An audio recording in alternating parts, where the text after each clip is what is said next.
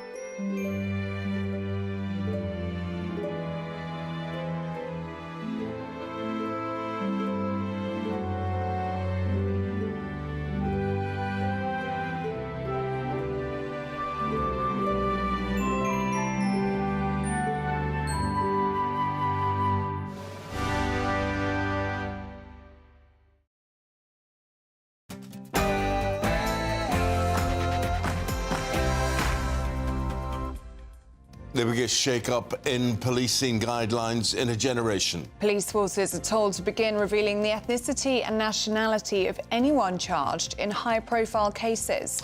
But the Home Office has stopped short of asking to reveal suspects' immigration status. Increasing the number of neighbourhood police officers across the country by 3,000 this year as part of a plan for 13,000 additional neighbourhood police and PCSOs across the country, because we've got to bring back neighbourhood policing. The Home Secretary says local policing is her priority, but will more bobbies on the beat stop the epidemic of shoplifting plaguing British towns and cities? That's the question. The American Vice President, J.D. Vance, has infuriated locals in the Cotswolds, including one Jeremy Clarkson. Stay tuned to find out which political leader he snubbed during his visit as well. Decades ago, Jim Wren was enduring brutal conditions as a prisoner of war, captured by Japan 3 years earlier. As the anniversary of the Allies' victory over Japan nears, GB News has spoken to a remarkable veteran who's been honoured with a royal visit from the Duchess of Edinburgh. The idea of spending time together and finding new ways to show people you care. Look at that. I was about to say enough to make you vomit, but anyway, the Duchess of Sussex is back with another series of this Netflix cooking show, which no one watches. And there's also no sign of Prince Harry. My husband eats in a day / what I cook for him. Is feminism, as we know it, dead? Well, Gen Z women are declaring that they want to be taken care of, even if it means giving up their independence. We'll be debating that at 7:20 this morning. Good morning. Premier League champions Liverpool have reportedly entered talks with Crystal Palace and England defender Mark Gahey in a deal which could see their summer spending bash through £300 million. And we'll hear about the Tottenham player left out of tonight's UEFA Super Cup final against PSG for being late.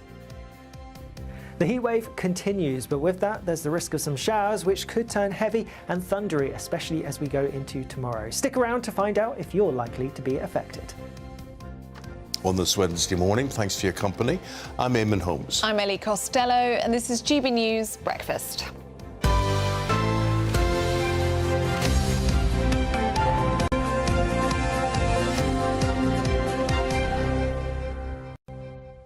So this story has caught my eye in the Times today. Teenage pupils are being given lessons in how to make a phone call. Oh, God. You've heard that right. This is from UCAS. This is the University Admissions Service. And basically, if you miss your university grades, you have to get on the phone to clearing and try and negotiate yourself a place at university. Yeah. Teenage pupils these days do not know how to do that, to pick up the phone and negotiate. So schools are having to run workshops where people are being taught, and I quote, but how to say hello and knowing that you will need your UCAS number. How have they lost these skills? When has all this happened, and why has all of this happened? Because they don't make casual phone calls. You know how you just pick up the phone and be like, hi, how are you doing? How's your afternoon? They don't do that anymore. They just send texts or voice. I disagree. This is a new thing. Really? I got my brother into university via clearing by phone because he was so broken about his grades. Really? That was in 1999. I rang them up and I got him into a better place than he was going to anyway, because there's so much rich pickings to be had in clearing, or there was in those days. Also got the son of the landlord of a pub I was working at. He flunked his grades as well, and I managed to get him in. So I don't think it's about confidence. It's just sometimes if you're going through clearing, it's usually because you haven't got the grades that you want, and you're probably a bit crestfallen. No, I mean, generally, they don't. I mean, I talked to some of my colleagues yesterday who were very young, and their form of journalism is to text and email, never to pick up the phone, or rarely to pick up the phone. And you look like a film like All the President's Men, and it's about... You know, good journalism film, that. What? A journalism film, isn't it? Yeah, yeah. And bashing the phone. And it's about phone call and making contacts and person to person, and it cuts down the time that it takes to do certain things and whatever. But you know, it is what it is, and that's what the skills of people of a different generation have. My sports editor, old sports editor years ago, didn't like people who didn't bash the phones, and he called them phone hoverers. Yeah. And that was the worst insult you could have in the office. Well, I remember when I first started in journalism, if you weren't picking up the phone and bashing the phones, you wouldn't come back the next day. No, exactly. You had to have made a certain number of phone calls, and that's how you get over any nervousness. I had one trainee asked me what he needed a contacts book for. Why do I need a contacts book? Why do we have one of those for? And then still work in the business. What does it do for your interpersonal skills? I mean, to be aggressive with someone, to be flirtatious with someone, to be charming, to be horrible, to be, you know, a very strange one. Have your phone skills been affected? Do you prefer now to text or do things at a distance, or face-to-face? Well, that's not face-to-face, mouth-to-mouth. What is it? How would you call it? You can do it face-to-face. Down the line. Down the line. Down the line. Yeah, well, let us know what you think, and if that's affecting your children and your grandchildren as well, let us know. gbnews.com/you'll say. When are university results? Is that tomorrow? Tomorrow's the A-level results. Oh, James Ransom knows everything. Very good. Very good, yeah. Why isn't there an emoji saying, can I have a place at your university? That would make it much easier. That's probably what they want. They'll probably be very happy with that. I blame doctors. Oh. Because they just put secretaries on, you know, to deal with everything, and you press option 1. If you'd like this, press option 2. No, just let me speak to someone. What about that? That'll not be it. Right, so the gentleman you have there, James Rampton, and James Rampton's talking about how police forces are now being encouraged to reveal the ethnicity and nationality of anyone charged in high-profile cases. That's another thing about blooming time. Yeah, I would agree with that, Eamonn. I know that there will be civil rights groups that are a bit uneasy about this. There are also issues about contempt of court, but I think it has to be a sensible move because nature abhors a vacuum. When there was no information in the wake of the shocking killings in Southport last year, lots and lots of vile disinformation swirled around online, and I'm afraid to say it helped to foment the riots that so scarred this country last year. And then the police finally stepped in to say, no, it was somebody who was legally here, he was born in Britain, and that did help to cool the situation.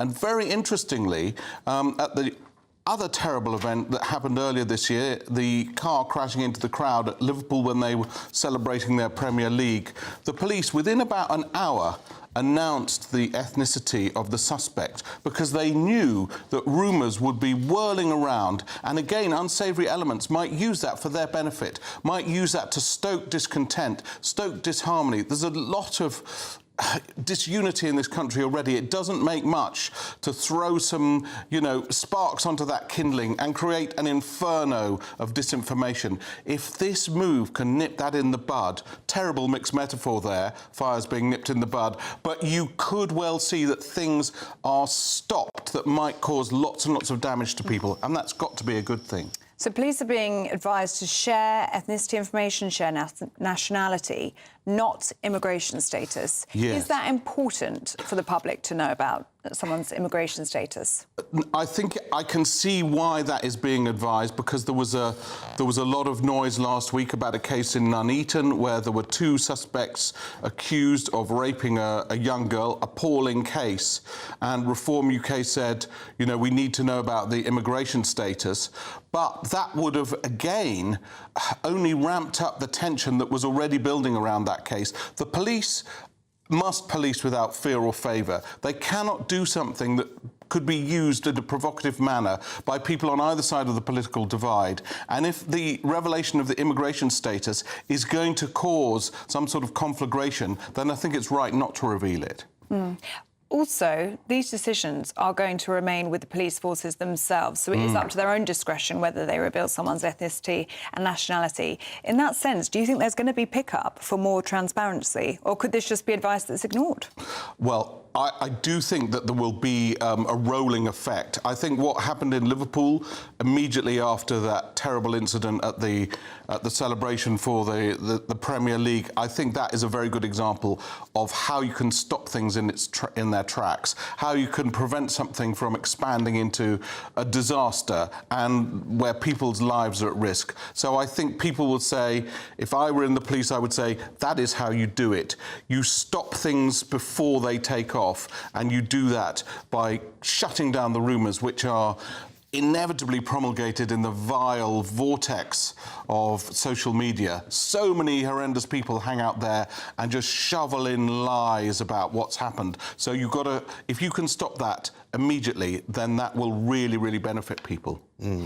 I like the way you talk, James. You see, I like that direct talking, straight talking, take from it what you will, whatever. And you deal with such rubbish. I mean, I had dealt with such rubbish this week about my dog, right? So myself and my wife are separated, and my wife had the dog on Sunday, and I had the dog on Monday. Just happened to be, right? But you get all these idiots on social media who go on and say, that's not a real picture he's put on there, because I know for a fact the dog was with his mother-in-law yesterday, who lives 15 minutes up the road. Right. So, but people don't have cars in this day and age. They do a different thing on Sunday and Monday. And you just want to go and you say, what sort of idiot writes these? I mean, I would actually love to take these people on. But well, they wouldn't say that to you in real life. No. Face to face. It's because you're right, Ellie. You would say... You say things on social media that you would never, ever say to someone directly to their face. And for that reason, people might say I'm a terrible journalist. I'm not on any social media at all. I just think I get very good... missing much. I'm old school. I get all the information I need from the newspapers, from GB News, other great TV outlets. Why do I need this constant cacophony of white noise, most of it inaccurate, bombarding me when I can make my own decisions reading a newspaper? Are you not then regarded as slightly prehistoric? You see, I like what you said there. Totally. I'm old. You say, you know, I'm old school. What's wrong with being old school? As if it is some awful thing. In previous generations, it would have been called experience.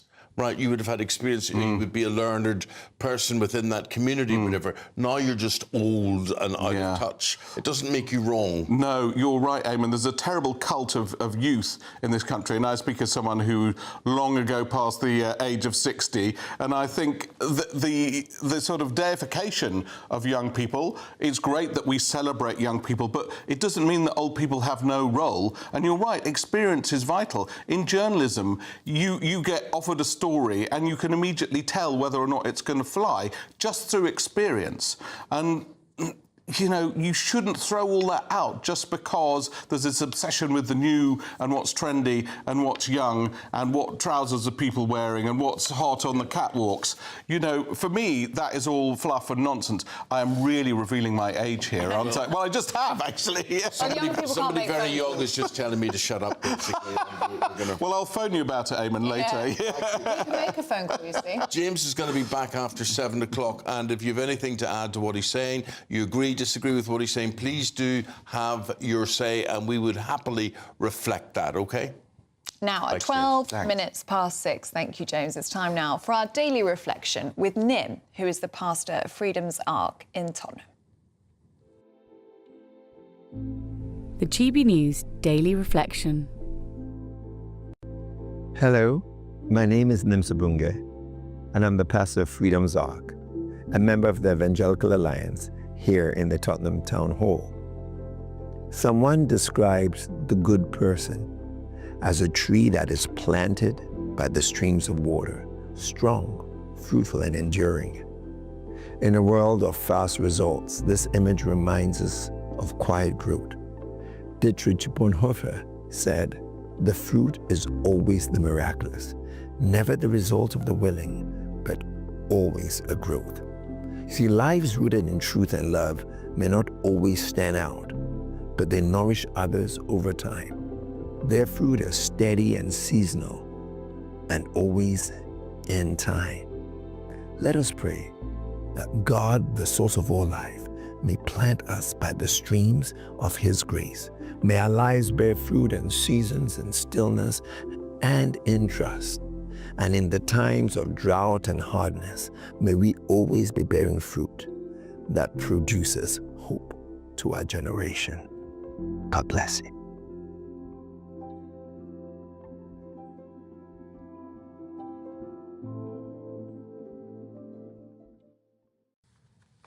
Now, Netflix has released a trailer for season 2. Why do you read this as if it's actually serious? Netflix has released a season. Your woman, Meghan Markle, is back on making a cooking programme that no one has ever watched, right? Yes. And then we're all sitting saying, not only is she making that cooking programme, but her husband, where's he? He's not in it. Yeah, basically. But, did you hear? No, I don't care either. He doesn't like lobster. What's that got to do with the price of bread? That's the big revelation from this trailer. Well, if that's the best we're going to get, here it is. This is what it's like. Love these moments of discovery and beauty. So let's be curious together. Do you know who doesn't like lobster? Who? My husband. And you'll marry him? But can I just say, there's no taste to lobster, really. You can't. Well, I don't like lobster. Well, what do you mean? There's nothing to lobster. I just don't want to work that hard for my food, you know? You have to really crack and dig around. No, that's a point. No, I agree and you get nothing out of it, really. But you can have all that rubbish they're standing eating there and whatever, the sort of stuff that you would throw up in your street. And well, I mean concoct. I don't mean like throw up as in vomit. But anyway, it could make you. Kinsey Schofield's been across all of this. We go live to LA to find out the latest from her. And all the raw news that we do find from you because of your podcast and whatever, Kinsey. So that's excellent. But forgive my cynicism with this. I don't care about her, and I don't care about her cooking program. Does that make me really odd? No, but I did really love Ellie's point about lobster being way too complicated. If I can't microwave it, I just don't find, that's too much effort for me. So, my big takeaway was Daniel, the makeup artist, survived Meghan Markle's bath salts from season 1. I thought that was exciting. And if you have seen some of the parodies online between Meghan and Jamie Kern-Lima, it's all over TikTok. Meghan did that Jamie Kern-Lima podcast a few weeks ago, maybe months now. Well, Jamie Kern-Lima actually appears in season 2 of Meghan's new show, along with Chrissy Teigen, along with Jay Shetty, and we also saw Tan France from Netflix's Queer Eye there. So a couple of new faces popping up in season 2 of Would Love Meghan. And we're being told this new Netflix deal that Harry and Meghan have signed is a downgrade to what they had before. What do we know about the details of this new deal? How does it differ from the first one? Well, honestly, Ellie, I feel like it was bound to happen because when they got this huge deal, it was in the midst of the plague. We were all stuck at home watching TV, and Netflix was blowing up because everybody was signing up to watch them. Life goes on. We're all busy with our own lives, and that Netflix doesn't continue to grow in the way that they were when they initially signed them. They have a first look deal, which basically means first dibs. So instead of Netflix cutting them a huge check to execute X amount of projects. From now on, Harry and Meghan will present ideas to Netflix, and if they like them, they might pursue them, and if they don't, they won't. Do you think there's an appetite for, pardon the pun, for series 2 of With Love Meghan? I think that this is a very expensive experiment, and they're trying to turn Meghan into almost like a QVC type influencer, our home shopping network type influencer for Netflix, because you will see likely when this new season launches, there will be new product on asever.com, her website, and Netflix is her partner there. I just think that this is a very expensive experiment to see if they can make her this lifestyle guru. I don't have an appetite of interest in it, but you know as well as I do that Meghan Markle does have fans. They exist. It does amaze me. Literally, she could do anything on that show and I wouldn't care less. Couldn't care less. No interest in her whatsoever. She brings me out in a rash, really, to watch her, so I'd rather not. But however, my esteemed colleague beside me here, there are certain things that she tells me she enjoys and loves during the day, and I've got to remember, she's of a different generation and these things. You are genuinely fascinated by her, but where you talk about what she wears, for instance. Therefore, you'd be interested in her menu for the cooking and her clothing menu, for instance. Well, I wouldn't watch this because I wouldn't consider her a chef. So I wouldn't have a lot of time for her hosting abilities. But yeah, I like her outfits. I'd be interested in what she's wearing. But she's a Marmite character, isn't she, Kinsey? She splits opinion. Yeah, I mean, her popularity currently hovers around the same as Prince Andrew, which isn't great, especially considering everything that's going on with Prince Andrew right now. But Netflix has invested in her, and they're going to see where this goes, and clearly they're committed. It is a downgrade, but they could have cut her off, and that would have been embarrassing and humiliating, and that would have been a struggle for her to get back on her feet in Hollywood, and they didn't do that. I'm more interested in what you're wearing and what way you look and everything, and your life. I'm becoming increasingly interested in that, Kinsey, rather than what goes on in her life. You should have the Netflix series, Kinsey. Thank you. Eamon, it's because you love my dogs. We're dog people. That's why, and I appreciate that. Yeah, fair point, fair point. Kinsey, good to see you. Lovely talking to you, Kinsey. See you again soon. Thank you very much indeed. But also, Ellie, you are interested in Taylor Swift, yeah? I am, and I was trying to tell you yesterday, and you had no interest. None. She's got a new album coming out. I've signed up, pre-release, coming out in October. Right. And she went on her boyfriend's podcast for the very first time. He's got a very successful podcast. So who's her boyfriend? Travis Kelce. He's an American who is he? NFL star. A what? He's an American football player. Is he? Mm-hmm. Right. He's a big celebrity. They're like the Posh and Becks of America right now. OK. And then there was something else you were on about yesterday that I've got all really good news updates for you, and you never enjoy them. No. Well, I'll be here with them anyway. But yeah, Taylor Swift's got a new album. Her 12th studio album. I'll be telling you all about it in the run-up. Couldn't name you one song. Could probably hum along to one thing. Oh, yeah, that's Love quite Story, nice. you know that one. Sing it It's for me. a love story, baby, just say yes. Well, I don't. No, I mean, if that is a resemblance of a real song, I don't really know. No, it's nothing to me. The real weather, Alex Burkill. Good morning.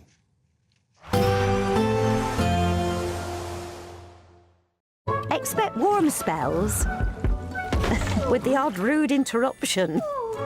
Box Boilers sponsors the weather on GB News. Hello again, I'm here with your latest GB News weather update, coming to you from the Met Office. For many, it is going to be another hot day, but with that, there is the risk of some showers, and some of these could turn heavy and thundery in a few places too. But starting off, and actually at the moment, there's a fair bit of cloud across parts of Wales, southern southwestern England, but a lot of this is going to burn away, and so increasing amounts of sunshine here, and for many, through the afternoon, it is a fine sunny picture. That being said, a few showers will be starting to develop, particularly across parts of Scotland, maybe in the far southeast as well. It is going to be hot again in the sunshine, though the highest temperatures will be confined to more eastern parts where we're looking at highs in the low, possibly mid-30s for some.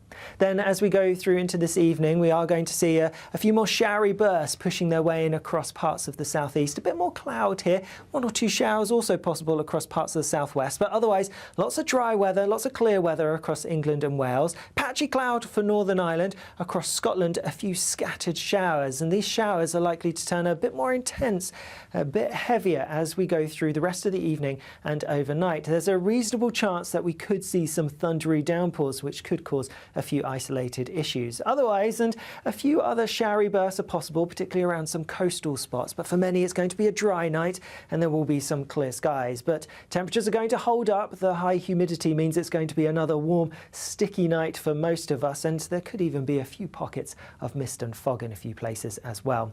Then through tomorrow, the biggest talking point will be the heavy, perhaps thundery downpours that are likely to develop, particularly across northern parts of Scotland. These could cause some issues as we go through Thursday. Elsewhere, a few showery bursts across some parts of Northern Ireland, England and Wales, but towards the southeast, staying dry and often sunny here.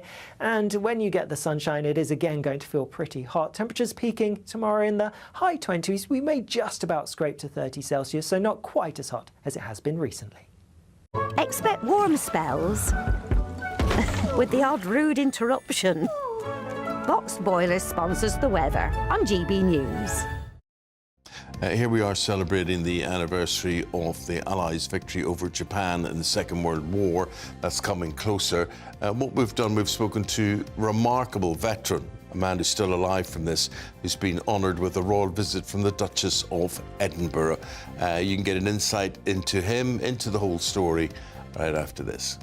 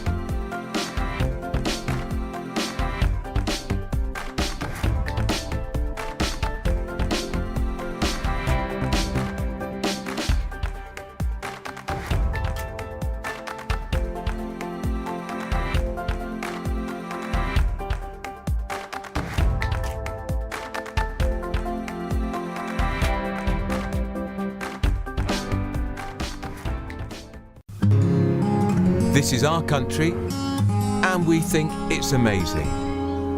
From high tea to the high street, we love it all. Even the rain, we like that too. There's nowhere else we'd rather be.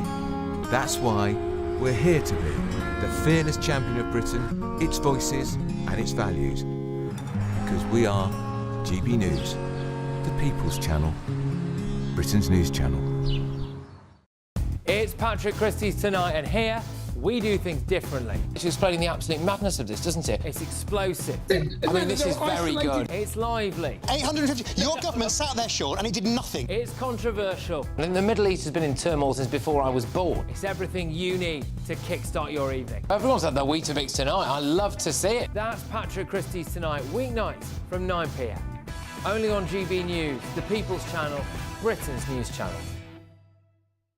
Hi, I'm Michelle Dewberry, and my show is your opportunity to cut through all the noise and dive in headfirst to some robust debates. Ideas clash. Situation, isn't it? No, Because the failure is... You're deliberately avoiding my point. Nothing's held back. And if you think this is the end of it, wait for more. And we do not shy away from the difficult stuff. Sometimes I want to shake people and say, if only you understood. So join me on Jubes & Co. weeknights at 6 p.m, only on GB News, Britain's news channel.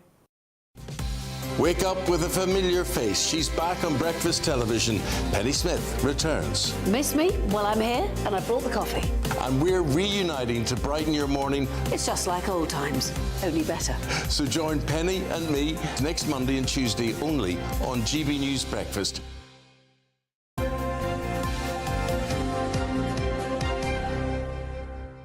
Well, that's a trip down memory lane, which we'll relive for you on Monday and Tuesday, because Miss Ellie's, what are you doing? I'm at a wedding. At a wedding? In Spain. Uh-huh. And why does no one ever get married at home anymore? I think it's a trend. Uh-huh. A very expensive trend. Yeah. But this is the last holiday of my friendship. The last wedding of my friendship. Don't worry, I'll be OK with Penny. She'll look after me. Yeah, sure. You'll have a lot of fun Monday, Tuesday. And I'll be back Wednesday, and I can fill you in on everything that happened in Spain. Good, OK. Hope we can book a place with you for that on the radio and on television. Now, World War II veteran Jim Wren survived the sinking of HMS Repulse in 1941 before enduring a brutal 3.5 years as a prisoner of war with the Japanese. Well, nowadays, he's 105 years old and was unable to join the King and Queen for Victory over Japan Day commemorations. But never fear, because royalty came to Jim instead. Our correspondent, Cameron Walker, met him. Well, I met some very, very fine men. A lot of them are gone. A lot of them went with the ship. And I'm the final and last one. And I suppose I got to think I'm very fortunate in that sense. 8 decades ago, Jim Wren was enduring brutal conditions as a prisoner of war, captured by Japan 3 years earlier. Valuables and everything was all taken from us. So we left the ship with just what we stuck up in. And that's all the clothing I had all that 3.5 years. Now aged 105, he's unable to join the King and Queen on Friday for commemorations marking the end of the Second World War. Hello. Hello. I'm guessing you must be Jim. So royalty joined him. The Duchess of Edinburgh came for tea at Jim's care home in Wiltshire. Well, thank you for having me here today. Great honour to meet you. Well, it's my honour. What attracted you to the Navy? Nothing attracted me to the Navy. I didn't want to the Navy. Fair enough. Destruction is piped aboard. The huge shells to serve the 15-inch guns are swung in, somewhere on the seven seas. Before being captured in 1942, Jim served on the British battlecruiser HMS Repulse when Japanese bombers struck the previous December. I was on the mess deck having a cup of tea, and the alarm was raised. The bomb struck right behind me. And, fortunately, the bomb didn't go off and went down 3 decks before it exploded. Otherwise, I wouldn't be talking to you today. Its sinking took the lives of 508 officers and men. Jim survived and was picked up by another ship. Is this you looking very handsome here?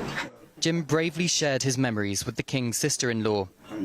And Jim's son-in-law, Andy Dables, appreciated her support. Well, she was just so knowledgeable. She must have read his story well, and she was just so easy with him, talking to him.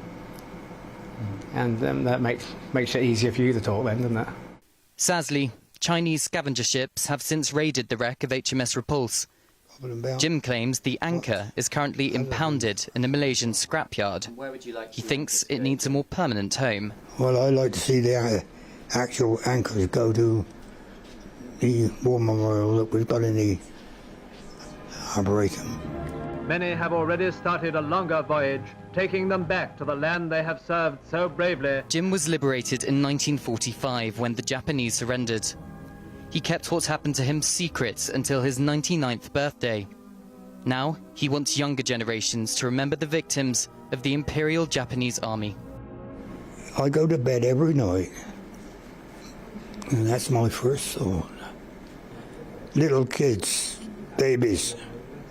You'd never believe it in all your life that men or any nation would make people suffer like that. Cameron Walker, GB News in Wiltshire. Well, that's Jim's story. I hope you enjoyed it. If you're travelling to work or school, let's get the traffic update.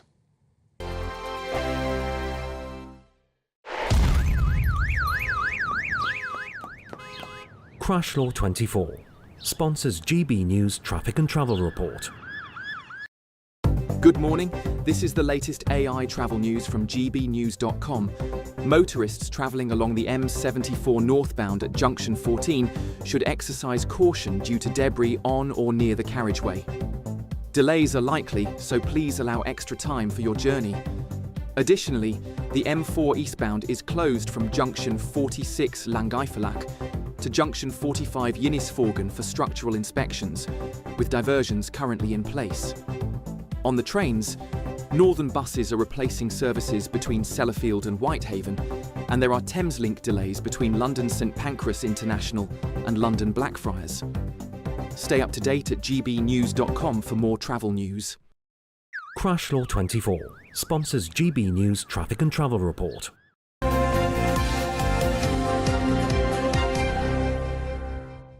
Now, do stay with us, still to come. Aidan McGee has got all of your sports news. That's up next. Welcome back to Britain's Newsroom with Andrew and Beth. Hello everyone, Patrick Christie is here. I'm Michelle Duke, Britain's News Channel.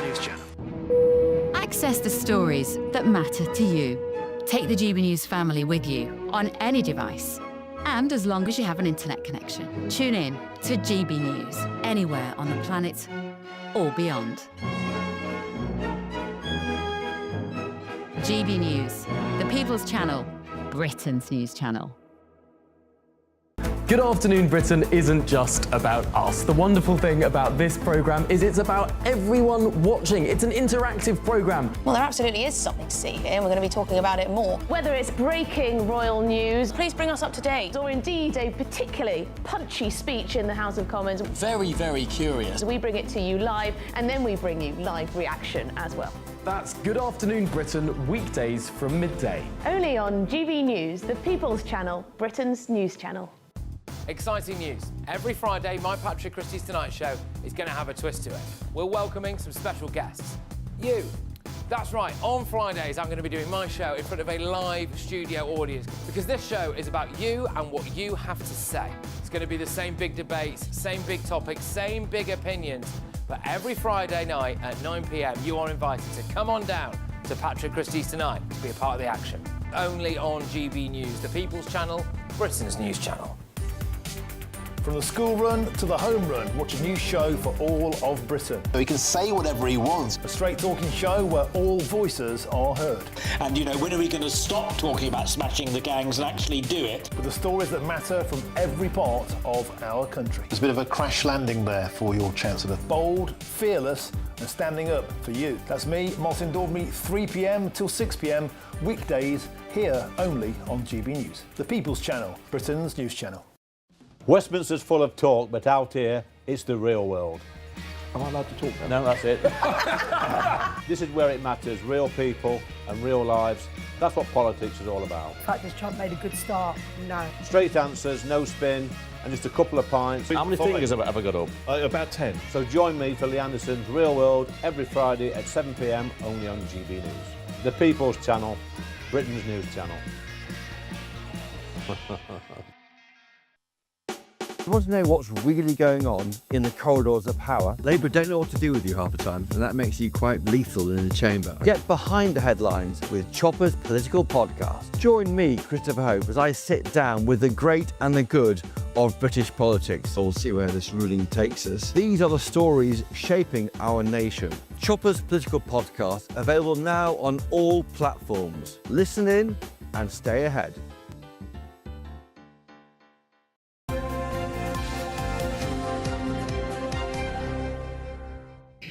Now, it's time for the Great British Giveaway, and we've got something brilliant to share with you. This is Jane from Manchester, who became our biggest cash winner to date yesterday.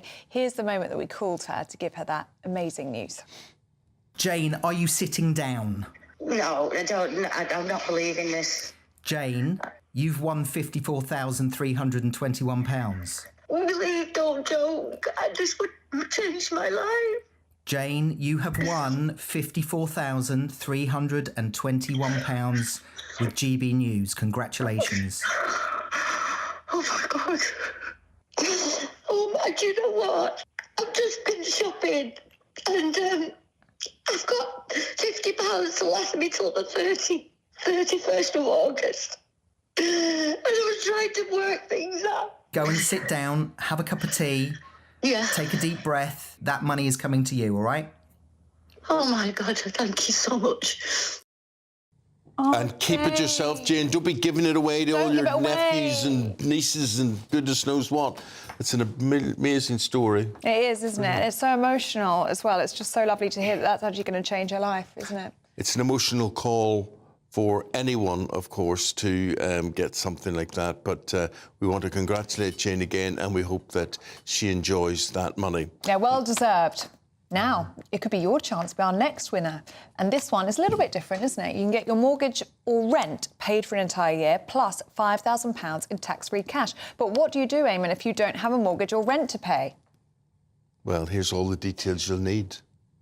We may want to send some of those monthly financial stresses packing this August with your chance to be mortgage or rent-free for 12 whole months. We'll give you a cash lump sum that equals 12 of your monthly mortgage or rent payments, right up to an amazing £20,000. We'll also throw in an extra £5,000 on top of that for good measure, because why not? And if you don't have a mortgage or rent to pay, lucky you.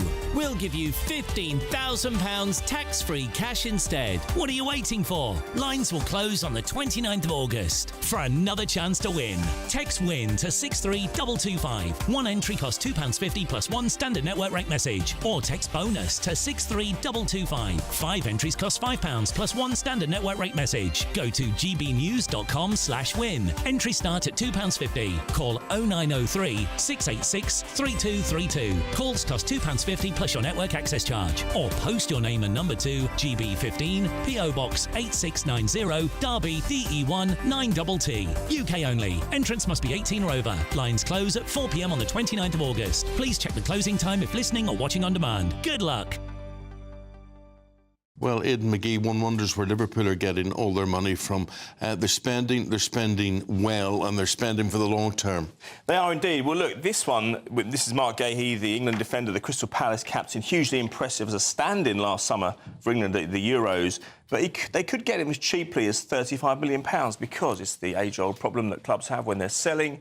He's only got a year left on his contract. It's the last opportunity for Crystal Palace to get some buck out of this player. Now, the problem for Palace is that they've got people circulating their players. I just wonder whether the fact that they're not in the Europa League this year, the announcement yesterday that they're not going to be competing in that competition, they've been relegated to the UEFA Conference or Europa Conference League, means that they're just slightly less of an attractive destination, or even. Well, all I would say is I think it's an easier chance for them to win a European trophy. Yes, that's true. So they go down to the third tier with that situation. I think they've got every chance of scooping that one. Yeah, and then they would get into Europa League anyway. But I just think that these decisions should be predicated or should be decided on sporting merit. What happens on the pitch? And if you look at Steve Parish yesterday, I guess he's kind of deflecting blame to some degree because this is a clerical error at board level. It should have been sorted months ago. The money should have been put into a blind trust, but it's not. The punishment has not emanating from something that happened on the pitch. It wasn't a defeat. And I feel sorry for the players and the backroom staff and the coaches and the management because they didn't get into the competition they wanted. But as regards Liverpool, what do you do when you're at the top of the league, at the summit? You strengthen. That's what Man United used to do back in the day, and that's what Liverpool not to this extent. Liverpool, it's a different league. It's a different league what they're doing. And Alexander Isak, an amazing player at Newcastle, and they have him very much in their sights as well. I wonder what situation that creates for him going to start the season, or perhaps starting the season with Newcastle playing for them and then maybe ending up at Liverpool. Well, in my experience of dealing with these situations, covering these situations, Eamonn, I would say that from a difficult position, sometimes it can be mended. Yes, in the summer, the players will be looking around thinking, look, why do we want him back in the dressing room? He's basically said he wants to go somewhere else because he doesn't deem us to be worthy. But if they start the season and they're not getting the results they want, they look at this guy and think, well, if they bring him in, he scores a few goals, suddenly our win bonuses come back again. Now, listen, they're all well remunerated. No, it's true, it's true. Believe me, it's true. Managers look at every manager, particularly in the bottom half of the league. Yeah, well. Chris Coleman said this to me years ago at Fulham. He said, everyone below 12th looks at the league and they look at the fixtures and they think, where are we going to get 10 wins from because you need 36 points to stay up. Now, it's different for Newcastle, but everyone has points targets. Everyone needs 70 odd to get into the Champions League or 75 to finish runners-up or what have you. So they look at these players who are going to make the difference. If he needs to be reintegrated, he will be. Also, it's a World Cup year. He wants to go to the World Cup. If he stays at Newcastle, he's going to have to play football somewhere. And so he will be back in, and football forgives quite easily. Do you think he'll be back, he'll be at Liverpool? I do. Okay. I think they've cleared the decks to get these players in. If they can get Gahey for £35 million, that still leaves plenty of money left to spend, and I think they will. I think Alexander Isak will be a Liverpool player by the end of this month. Aidan, good man. Thank you very much indeed. Speak again later. Appreciate it. Still to come. We've got the newspaper review, but if you're in search of some holiday sun as well, here's what that is.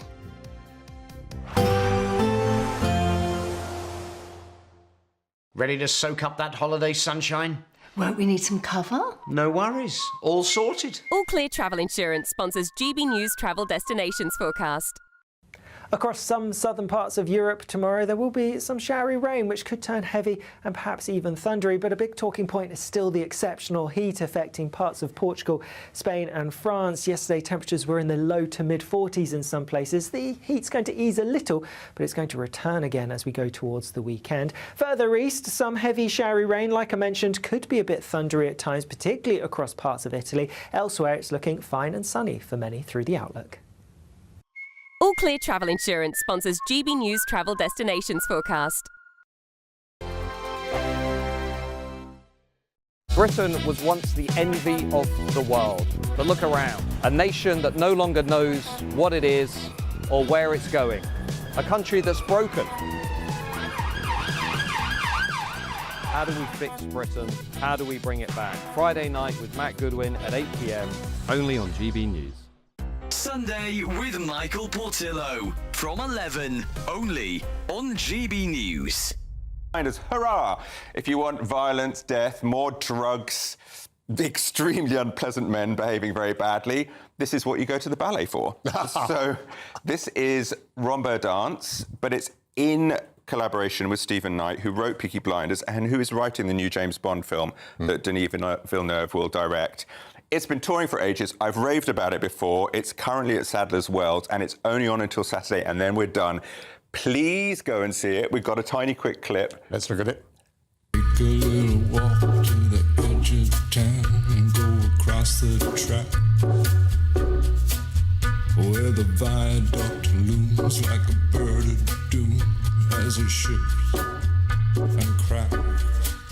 His shadow is cast wherever he stands, stacks of green paper in his red right hand. Watch Peaky Blinders. Will you understand anything? I didn't watch Peaky Blinders. I tried. I got about 10 minutes into the episode and literally they were attacking a man, reached into his mouth and pulled his teeth out in an alleyway. And I was like, nope, not for me.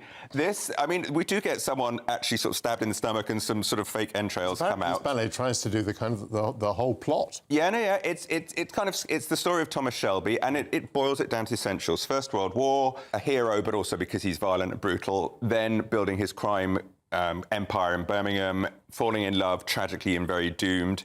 I mean, it looks cinematic, which is what I love it. There are moments, and they do these wonderful things where every now and then they just kind of pose, and it's like a still from a film. So this is absolutely your top one for the week. I love this. It's only on beautiful. Saturday. It's finishing on Saturday. It has been going all around the country for a year, but this is your last chance. GB News, the People's Channel. At GB News, we love to hear from you, our loyal community. So drop us a line at gbnews.com/yoursay. There you can talk to each other and also to the presenters live on air. gbnews.com/yoursay, because GB News is your channel, Britain's news channel. Join me, Nana Akwe, for an informative, interactive news programme with a difference. It's fun. No, he didn't say that, Dave. I'm so surprised. I think there's an element of truth to that. Join me from 3 p.m. every weekend, only on GB News, Britain's news channel.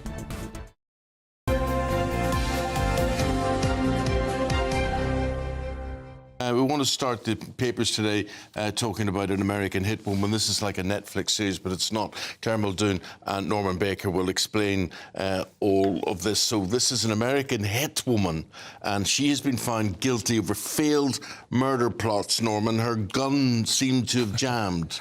This is an incredible story, really, that someone should come all the way from Wisconsin in the US. I don't know how they found her, by the way. That's one of the questions. Over here, then gets a gun. We don't know where she got the gun from, because gun control in this country is actually quite good. Difficult to get guns. She then attempted to assassinate somebody. Presumably she was going to get paid for it. And the gun jammed. She was very poorly disguised. Difficult to get away from who she actually was. She then went on the run for 5 years to Armenia before being extradited back to the UK and was found guilty, as you say, in the court. It's a bit like carry-on assassination. It's, incompetence beyond belief. But thank God it's incompetence, because it means that the person wasn't killed, as was the intention. Well, this was in Birmingham, and this was a feud between two families. She was hired as the assassin in all of this, but it's amazing, Claire, that this market exists and that really, like the way you see in the movies, you can hire someone to take someone out. So what would the Google search be, really? You know, assassin from Wisconsin, Well, female. try it. You know, all the ticks, all the boxes you want to tick to get these, you know, to get the suspect killed and maimed, but then for the gun not to work. Honest to goodness me, you could not make it up. You could not make it up. The jurors took 21 hours. Yes, you know, to surprising. convict. 11 to 1 majority. And she was tracked down to a hideout in Armenia by the Daily Mail newspaper. The Daily Mail did very well. And the police thanked the Daily Mail. They did indeed. And the Daily Mail has got proper journalists who actually do proper investigative journalism. Whatever you think about the Mail, otherwise, it's a proper paper in that sense. And so what well do the rest of them do on the Daily Mail? All the celebrity gossip, tip-tattle, rubbish. I can say, I was just clickbait. I was speaking off air earlier on, but you know, on occasions when I wanted to get things looked into, and there was occasion when I wanted to get private sector will clamping banned, and I tracked down this guy in Sweden who was responsible for running this dodgy company, effectively demanding money with menaces from people. The Mail sent out 2 people to Sweden to doorstep him. No other people would have done that. They do have money and investigative journalism in their blood. Does it say where she's going to be incarcerated? Because clearly she's been found guilty. Will she be extradited back to the States? Well, that's an interesting question. I imagine she won't be because she's been found guilty in a British court, and unless there's a requirement to send her back or a request from the US, I imagine she'll serve her time out here. Well, there we go, that one. Now, Claire, here we are. As we start the day on this Wednesday morning, a lot of people reach out and they get themselves a cup of coffee, and they've get quite a lot of coffee during the day. So this makes front page of the Times today about when you should drink coffee. What's it telling us? Drink it in the morning. I mean, how many of us are used to drinking coffee in the morning, or indeed any caffeinated drink? And it's suggested here that the coffee, not only the smell of the roasting coffee, and it's often said, if you want to sell your house, have the smell of bread, coffee or fresh flowers. It's all in the emotion of smell. And the coffee grinds eases the daily grind, but only in the morning. So your afternoon pickup will not really kick in, so to speak, as it will release the dopamine rush, release the endorphin, and enjoy your coffee. You don't drink tea or coffee, do you? He's mad. No. You don't drink alcohol either. It's not that I don't drink tea, because there's another interesting story here as well, that, you know, if you get a work person to your house and they're fixing, they're building furniture, they're doing something like that, offer them a cup of tea, and I could only drink tea if I eat something with it. Right. But here, the problem with this story is what? People are so mean and stingy. You've got builders coming to your house. You lay out your tray, don't you? Oh, yeah, I'd lay out a spread. The sugar and the milk and the right colour of sugar for the tea and the coffee, and you make it lovely for them because they're doing a service in your house, right?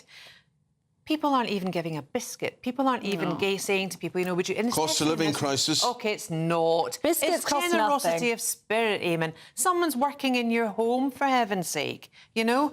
People are, if they're sitting here drinking my tea, eating my biscuits, then they're not doing the work that I pay them for. Where's the generosity? See, I'm shocked. You need to be nice to people. Be kind. Yeah, I'm shocked at only 61% of people offering a drink to tradespeople. Oh, I'm not. People are so mean these days. So 40% aren't offering anything. Do you know what? In some building sites, because it's much cheaper to do your house up than it is to move these days, let's be clear, people will put up a portaloo to prevent the builders from coming in to use their loos. Yeah, I've seen that. I mean, that's just wrong. It really is. Well, it depends what way they leave your loo. Well, there's a way in then to educate, isn't there? There's a way. I don't know if there's enough. My mother always used to have this thing: never let a man use your loo. So would she put up a portaloo? Says the woman who had how many sons? 6 of you? Yeah, but anyway, there were certain rules and things that applied to us that she couldn't sort of impose on the guy that came to clean the windows or whatever it happened to be.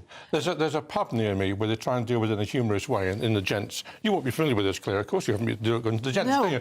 But there's a sign up there in the gents which says, "We aim to please, you aim to please." Oh, that's a good way of putting it. Very good. Another reason why toilets should be separate. Norman, let's have a look at the Sun, shall we? And the taunts of the TikTok migrant. This is the front page of The Sun. Yeah, well, this is someone who's arrived on across the channel in an irregular way, on a dinghy from Calais, who has then been producing material for social media to say how wonderful it all is and how he's managed to get over here. He was hosting a live question and answer session. Live Q&A.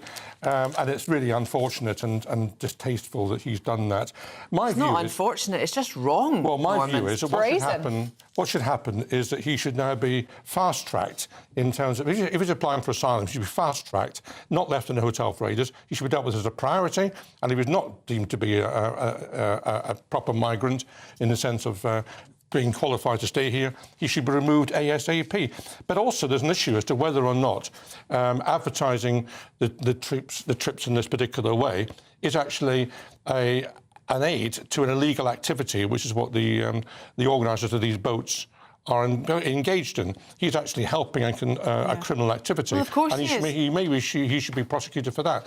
Anyway, this should be discouraged quite clearly. It's very unfortunate. It's not TikTok's fault. It's not TikTok's fault he was able to do that. It's his fault, and he knew exactly what he was doing. In order to post something like that live on one of these apps, you need either data or Wi-Fi, right? There's plenty of people that don't have access to that all of the time. Mothers and fathers all around the country will be, we're looking forward to the next academic year. Where's my data, Mum? Send me more data. OK, Claire, Norman, thank you very much. You're back with us in 45 minutes' time. Let's get a check on the weather now with Alex Burkill.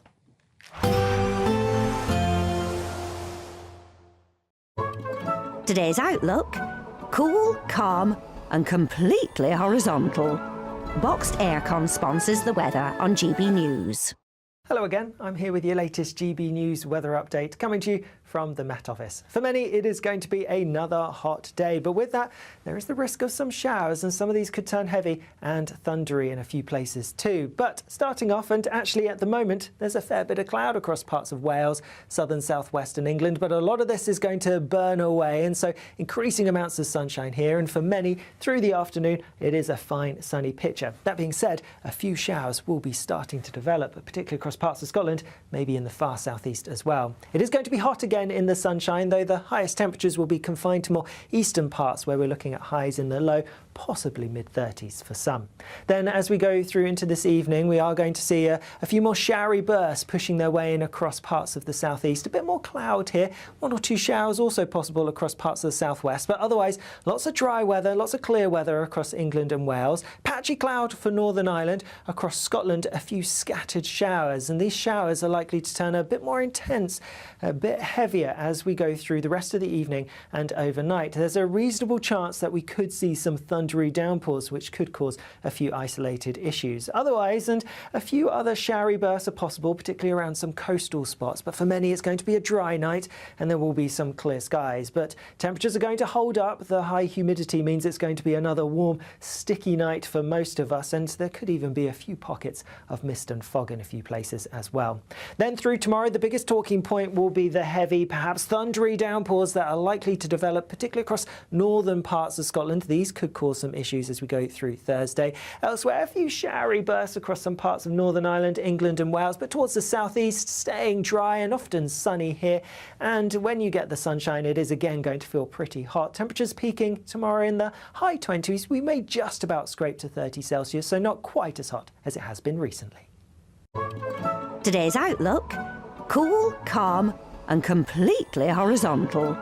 Boxed Aircon sponsors the weather on GB News.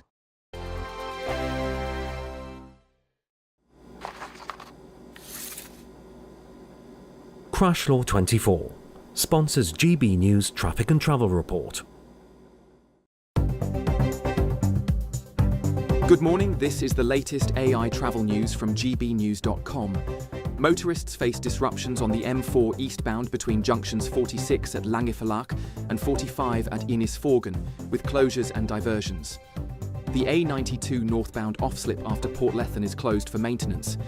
In Hertfordshire, a vehicle fire on the A1M northbound entry slip at junction 8 has closed all lanes, though normal traffic should resume shortly. In Kent, road issues on the A2070 northbound have all lanes closed, which should clear soon. And on the trains, buses replace trains between Sellafield and Whitehaven. For more travel news, go to gbnews.com. Crash Law 24 sponsors GB News Traffic and Travel Report. We want to send some of those monthly financial stresses packing this August with your chance to be mortgage or rent-free for 12 whole months. We'll give you a cash lump sum that equals 12 of your monthly mortgage or rent payments, right up to an amazing £20,000. We'll also throw in an extra £5,000 on top of that for good measure. For another chance to win, text WIN to 63225. One entry costs £2.50 plus one standard network rate message, or text BONUS to 63225. 5 entries cost £5 plus one standard network rate message. Go to gbnews.com/win. Entry start at £2.50. Call 0903 686 3232. Calls cost £2.50 plus your network access charge. Or post your name and number to GB15 PO Box 8690 Derby DE1 9TT. UK only. Entrance must be 18 or over. Lines close at 4 p.m. on the 29th of August. Please check the closing time if listening or watching on demand. Good luck. In the GB Newsroom, we bring you the news as it happens. With our team of dedicated journalists across the UK, we're ready to keep you up to date with what's happening every half an hour, every single day. Bulletins here on GB News, the People's Channel, Britain's news channel. This is Britain's Newsroom, where your voice matters. It's just astonishing. With expert analysis and honest opinion, we don't just keep you informed. We bring you unique perspectives you won't see anywhere else. Can't argue with any of that. When the news happens, it happens here. On Britain's Newsroom, weekdays from 9:30 a.m. Only on GB News. Britain was once the envy of the world. But look around. A nation that no longer knows what it is or where it's going. A country that's broken. How do we fix Britain? How do we bring it back? Friday night with Matt Goodwin at 8 p.m. Only on GB News.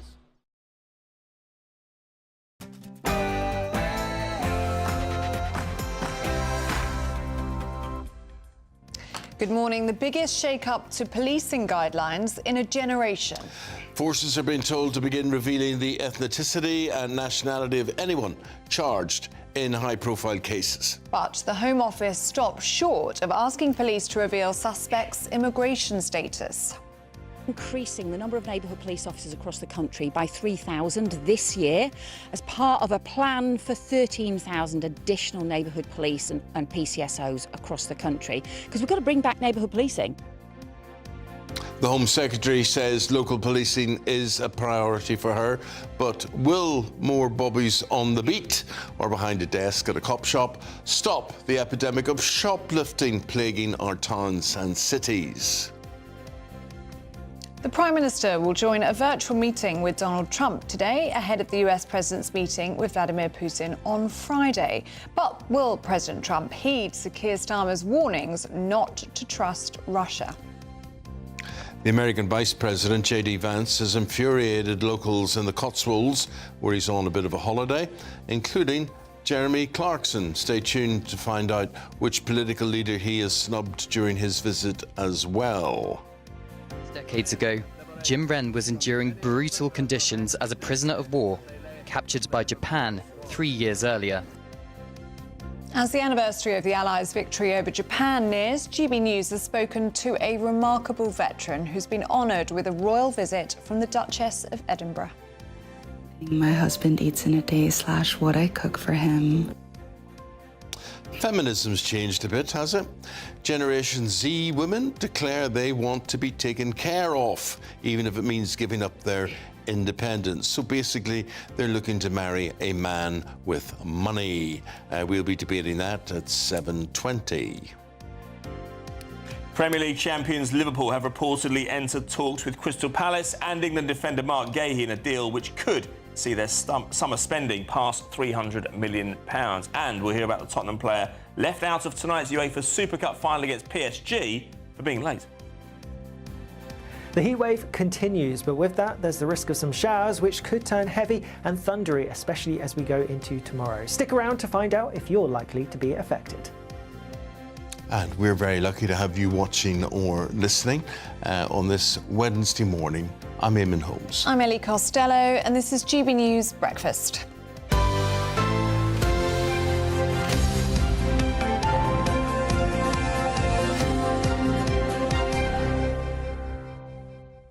So I hope JD Vance is enjoying his holiday in the Cotswolds. Vance or Vance? I'd say Vance. Would you? You'd probably say Vance, yeah. Vance. Yeah, Vance. He's busy. Yeah. He's meant to be on holiday with his family and he's just meeting up with everybody. Well, it's a good opportunity, I suppose, to make contact with people he doesn't necessarily know. And I cannot imagine he knows Tom Skinner very well from The Apprentice. No, who is Tom Skinner? Well, he was somebody, I think it was about 2019, he was on The Apprentice and he had a big sort of, you know, avuncular, ebullient personality, you know, somebody who belied his years, I would imagine, but great fun. He's popularised the word bosh, hasn't he? Yeah. He's always doing motivational speeches every day. He's viral on TikTok all the time. He is, exactly. Big social media Started following. as a market trader in Essex, was unemployed, expelled from school, and he was on a list of unexpected names and personalities who JD Vance listed. And I just wondered if either of you had ever met anybody for an impromptu or unexpected or surprising dinner date. Not date necessarily, but, you know, dinner meeting. I haven't. Eamonn, that's one for you. I remember being introduced to Ken Bates. Chelsea. Who owned Chelsea, and just asked to sit down with him and then spend the next sort of 2 or 3 hours with him having lunch. And an ex of Donald Trump, Ivana Trump, his wife, and Oh, you had dinner with her? Yeah, I remember having dinner actually with Catherine Zeta-Jones. Did you? You said earlier you couldn't think of anyone. You couldn't think of anyone. I was listing them. I can't think of anyone. That literally just came into my head. Hi, Catherine Zeta-Jones. Can we go back to that, please? Catherine Zeta-Jones was... I used to live in a flat in Fulham, and I'm up at the top of the flat, and I was a sports reporter at the BBC, and I went round to Pizza Express, and I'm sitting eating, having my dough balls and everything else I was having, and reading the back pages of the papers in preparation for the work that I was doing the next day. Yeah. And I walked out of the cafe, and the beautiful, most stunning woman, Catherine Zeta-Jones, was walking by, and she said, "Oh, hello, Eamonn." Oh, and then Welsh accent. Really? Hello, Eamonn. How are you? And we were standing talking, and we were nattering away, and she said, "Anyway, why are we standing talking in the street? Have you eaten?" And you said no. I went, no, I didn't say no. I went, no. And I went inside, and I remember Pizza Express was empty, and the waiter saw me again, and I went and sat down with Catherine, and he said, "And you, sir, are you eating?" And I went, "Yes." He said, "What are you having?" I said, "Could I have the dough balls?" And I've never been able to eat dough balls again since. Did you get a 2 for 1 offer, was it? It was sickening anyway. Well, they should have done you a deal. Well, I was in the car park. I was in the car park at Crystal Palace's training ground, probably 2019, I reckon. I wasn't loitering as such, but I was waiting to interview... I was loitering, waiting for Catherine. Well, yeah. Well, that was worth loitering for. Well, I was in the car park at Crystal Palace, and I was due to speak to Roy. I'd done the press conference at 9 o'clock, and I was due to speak to him on his own, one-to-one, at 12. So there's a bit of a 3-hour wait, because the players have to go and train. So I was off down to Waitrose to get tomato and basil soup and make it draw out as long as possible to get to 3 hours. But Roy said, no, what are you doing that for? Come and have a bite to eat with me.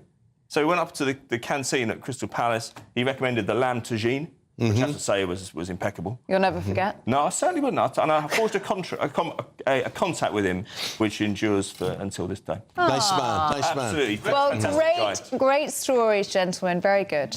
I like these crossover episodes. People you wouldn't think you'd be going out for lunch. My love of lamb tagine has endured as well. Well, yes. I saw him at the opera last week, Roy Hodgson. He's a very cultured man. Yes. Yeah, La Traviata at the Holland Park Opera. Oh, was it good? It was fantastic. Oh, good. I was delighted to see Roy Hodgson. I think, you know, that's a really great crossover between two of our, you know, great cultural phenomena, football and opera. Indeed. And there he was. You think of Italia 90, but he was there, and I thought that's terrific. Well, there he was, James Hampton, journalist and writer and commentator, and he's going to commentate on this lead story that we have this morning, that police forces are being encouraged to reveal the ethnicity and nationality of anyone charged in a big case or high-profile case, and this refers back to Southport last year, and the fact that so much was kept private, and in case it provoked people into thinking that a migrant was responsible for the murders of those children. Absolutely. I've written down this quote from Mark Twain: "A lie travels halfway round the world before the truth puts on its shoes." That's what happened last year. Post that appalling horrific attack on the girls in Southport, rumours swirled around in the cesspit of social media that it was an illegal immigrant, and I'm afraid to say helped to spark those dreadful riots that we saw in the aftermath of the murders. And as a result of that, the police have reconsidered their approach. And it was very interesting at the celebrations of Liverpool's Premier League earlier this year, when there was another terrible incident. A man drove into the crowd. Within an hour of that appalling incident, the police had announced his ethnicity. They said he was a white British man because they wanted to nip in the bud any possibility of it causing... They say that he was an Afghanistan refugee or whatever. No, they wouldn't have. Well, they would have said if he was an Afghan, I think they would, in order to stop the rumours flying around of who he might have been. So I think that clarity is very important. Yvette Cooper's been talking about... clarity if they don't actually name who the person is, because it's clarity then it is obviously a migrant they're talking about. But transparency is very important, because I think it will stop the rumours that fly around. And this happened last week in Nuneaton. Reform UK were complaining because there was a case where two men were accused, a terrible case, accused of raping a young girl, and Reform was saying, well, we don't know about his immigration status. And I do think that you have to be transparent about these things, because truth is important in these matters, and it often manages to stop conflagrations before they take off. It stops those terrible rumours spreading and stops unsavoury elements exploiting them for their own gains. There are many, unfortunately, many parts of this society that are looking for a fight, that want to cause riots, that want to stir up social disharmony, and they will use any excuse. So the more information that's out there, the more likely that is to stop them stoking this disharmony that's scarring our society. So I think it's a really good thing. Does it go far enough, though? Is there enough information? Ethnicity, yes. Nationality, yes, but it stops short of sharing immigration status, saying that's not the role of the police. That is a good point, Ellie. Yes, I mean, it is a Home Office, it's in their purview, but I do think the police's job is to police without fear or favour, and they must also make really difficult decisions often about what is likely to calm a situation down and what might inflame it. And I think the difficulty comes when the revelation of someone's immigration status would have that effect I was talking about earlier, of sparking riots, God forbid, damage to property, and even worse, to people. So they are making, and I don't envy them these decisions, really hard calls about what to reveal. But I think that their bona fides are good. Their aim always is to try and bring peace and calm to the community, and they're making those decisions often in very heated circumstances, lots of white noise around inflaming the situation, and they are making a judgment about what will stop it spiralling out of control. Being transparent and sharing ethnicity and nationality is only guidance. Do you think it will actually have pick-up? It's still down, isn't it, to an individual police force whether or not they choose to share it? Yeah, I do, and I think this example that I mentioned in Liverpool will set the tone for people. Citizens will have noticed how that announcement within an hour of the man crashing into the crowd in Liverpool stopped any further trouble, which may well have happened if those rumours had been swirling around that he was from a certain background. The fact that they said immediately who he was managed to stymie that. So I do think that police forces will use common sense and will see that in cases like that, which are very incendiary, and there's big crowds there already, God forbid that would be, you know, the perpetrator would be attacked, lynchings, all those things are a possibility. If they can announce that quickly, it may well be able to stop it in its tracks. OK, got to stop you in your tracks there, James. A pleasure to have you on the programme. Thanks, Eamonn. Come back and see us again. I would love to. Thank you. Thank you very much. 12 minutes now past the hour of 7 o'clock on this Wednesday morning. And Jared in Lancashire. Thank you, Jared, for starting your day with us. He says, I'm watching you guys. I'm about to start my annual leave today. I'm going off to Scotland. Oh, lovely. Yeah. Couldn't start my holidays in a better way than watching. And you can now listen, Jared, of course, to us as you're driving to Scotland, because you can listen to us on the radio as well. GB News. There. And ask your speaker thing or whatever sits in the corner. You say, play GB News, and we'll magically come on. We're here, there and everywhere, aren't we? Yeah. There's no escaping us. But that's the thing. I never understand how you can speak, say, play GB News, and it does it. My brother's very good at it. He teaches me to do all these things. He speaks to the TV and whatever, and it changes channel. I find it a bit creepy because it's listening to you as well, and it's taking in all your information. I find that quite sinister, that Big Brother element of it. But that's me being an old dinosaur again, as I proved earlier. Oh, my goodness, technology, help! It freaks me out. Also hearing from John in Cardiff, he said, I love hearing about your pets and Eamonn's little dog. We miss our Lucky. He was a Yorkshire Terrier and had the heart of my wife and I. I'm not sure what breed to go for next. Well, I tell you what, whatever you're going to do, adopt, don't shop. There's little doggies that need homes out there, and little cats and all sorts of good advice. Good advice. Right, Alex Burkhill, it's going to be another scorcher today. Let's go and find out where.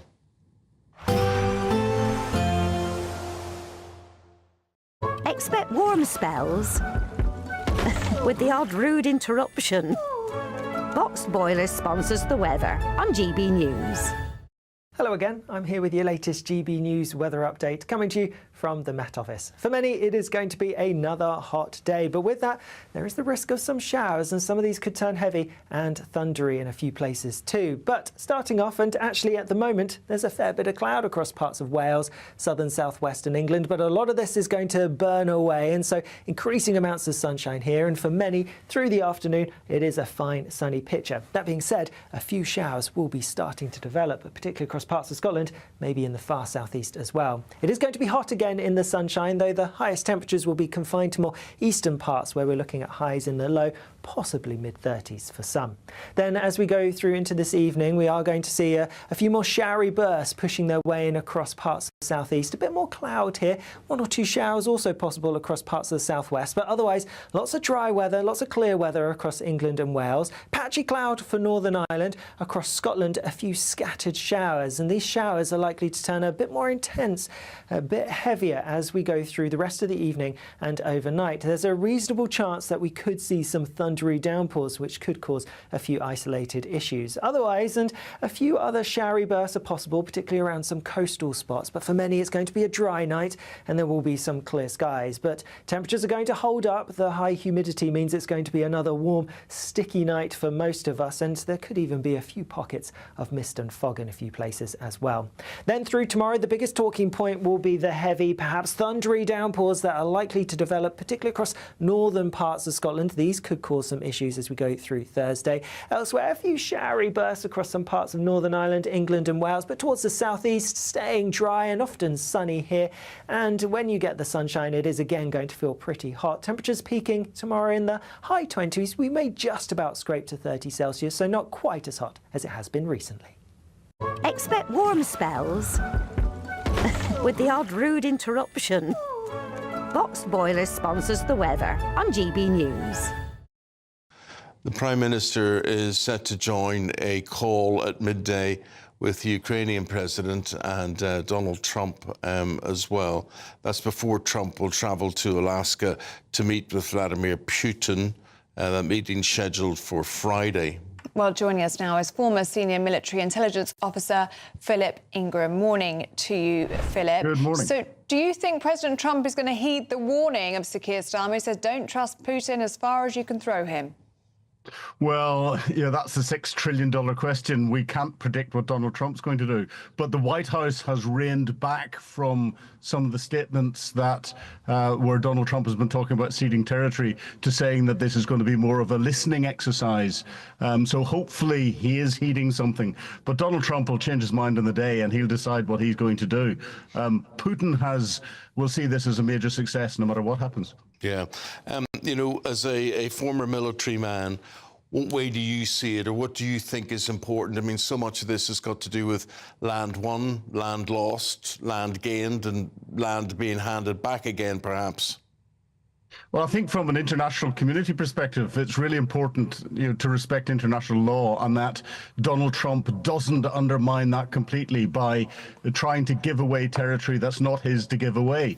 He, in his statement a couple of days ago, feigned confusion over the Ukrainian constitution. You can't undermine another country's constitution when you're dealing with things, and this is why it's good to see that we've got Starmer, Macron, Merz all coming together with one voice on behalf of the UK and Europe and this coalition of the willing to try and influence Donald Trump.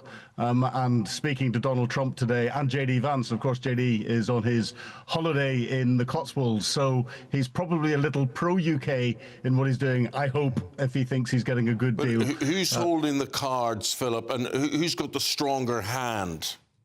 Oh, Vladimir Putin's got the stronger hand. Vladimir Putin sees this as a win. He sees him back on the international stage.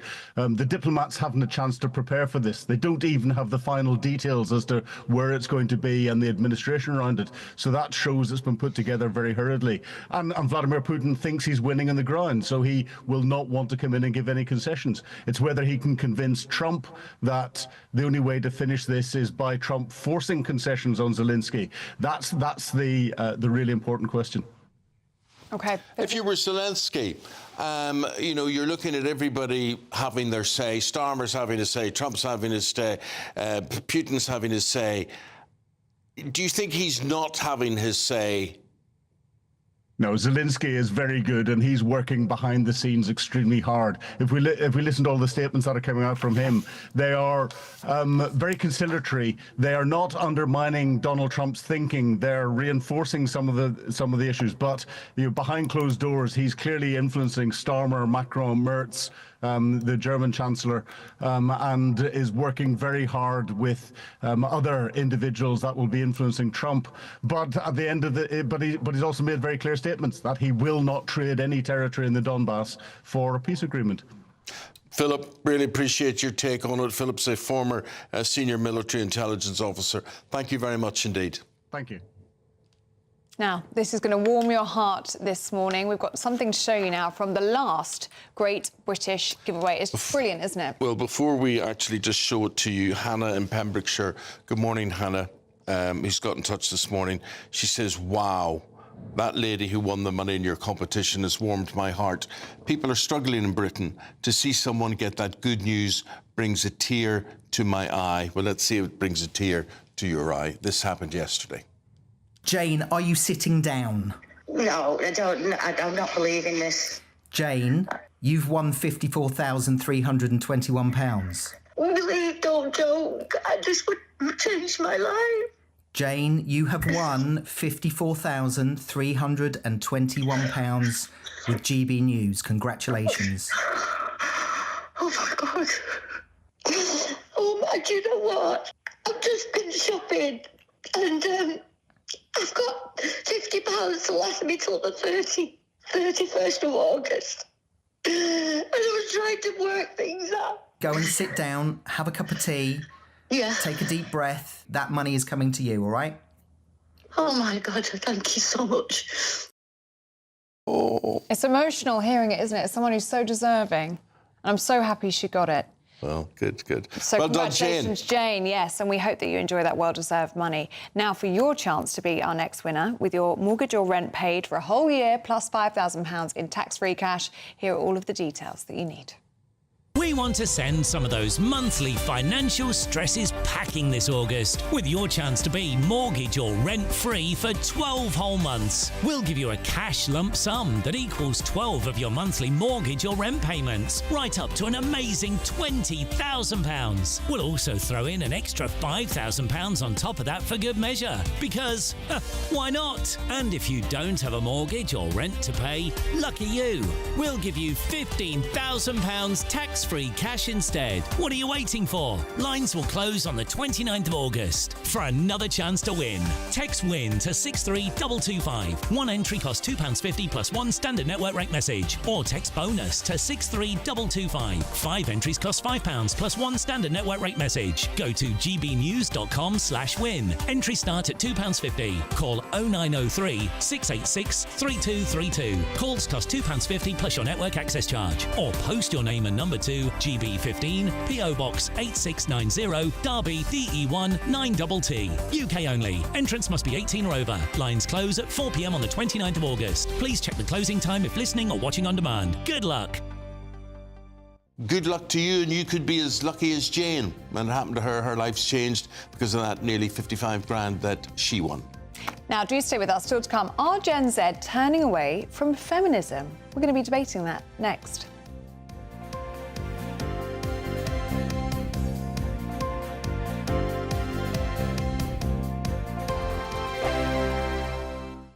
You've read the headlines, you've heard what those in power have to say. How about now we actually get to the truth? They would pay attention. We go beyond the political theatre and tell you what's really going on behind the scenes. For a massive council tax hike, one of the biggest in the UK. Others follow their lines, but we go off script. You sound like a broken record, you say that week after week. Cutting through the narratives and giving you unique perspectives. That's Ben Leo tonight, Saturdays and Sundays from 9 p.m. on GB News, Britain's news channel. It's Patrick Christie's Tonight, and here we do things differently. It's explaining the absolute madness of this, doesn't it? It's explosive. I mean, this is very good. It's lively. 850. Your government sat there, Sean, and it did nothing. It's controversial. And the Middle East has been in turmoil since before I was born. It's everything you need to kickstart your evening. Everyone's had their Weetabix tonight. I love to see it. That's Patrick Christie's Tonight, weeknights from 9 p.m. Only on GB News, the People's Channel, Britain's news channel. Hi, I'm Michelle Dewberry, and my show is your opportunity to cut through all the noise and dive in headfirst to some robust debates. Ideas clash. Situation, no, isn't it? Because the failure is... You're deliberately avoiding my point. Nothing's held back. And if you think this is the end of it, wait for more. And we do not shy away from the difficult stuff. Sometimes I want to shake people and say, if only you understood. So join me on Jubes & Co. weeknights at 6 p.m. only on GB News, Britain's news channel. Good Afternoon Britain isn't just about us. The wonderful thing about this programme is it's about everyone watching. It's an interactive programme. Well, there absolutely is something to see here, and we're going to be talking about it more. Whether it's breaking royal news, please bring us up to date, or indeed a particularly punchy speech in the House of Commons. Very, very curious. We bring it to you live, and then we bring you live reaction as well. That's Good Afternoon Britain, weekdays from midday. Only on GB News, the People's Channel, Britain's news channel. In the GB Newsroom, we bring you the news as it happens. With our team of dedicated journalists across the UK, we're ready to keep you up to date with what's happening every half an hour, every single day. Bulletins here on GB News, the People's Channel, Britain's news channel. This is Britain's Newsroom, where your voice matters. It's just astonishing. With expert analysis and honest opinion, we don't just keep you informed. We bring you unique perspectives you won't see anywhere else. Can't argue with any of that. When the news happens, it happens here. On Britain's Newsroom, weekdays from 9:30 a.m. Only on GB News. Britain was once the envy of the world. But look around. A nation that no longer knows what it is or where it's going. A country that's broken. How do we fix Britain? How do we bring it back? Friday night with Matt Goodwin at 8 p.m. Only on GB News. Wake up with a familiar face. She's back on breakfast television. Penny Smith returns. Miss me? Well, I'm here, and I brought the coffee. And we're reuniting to brighten your morning. It's just like old times, only better. So join Penny and me next Monday and Tuesday only on GB News Breakfast.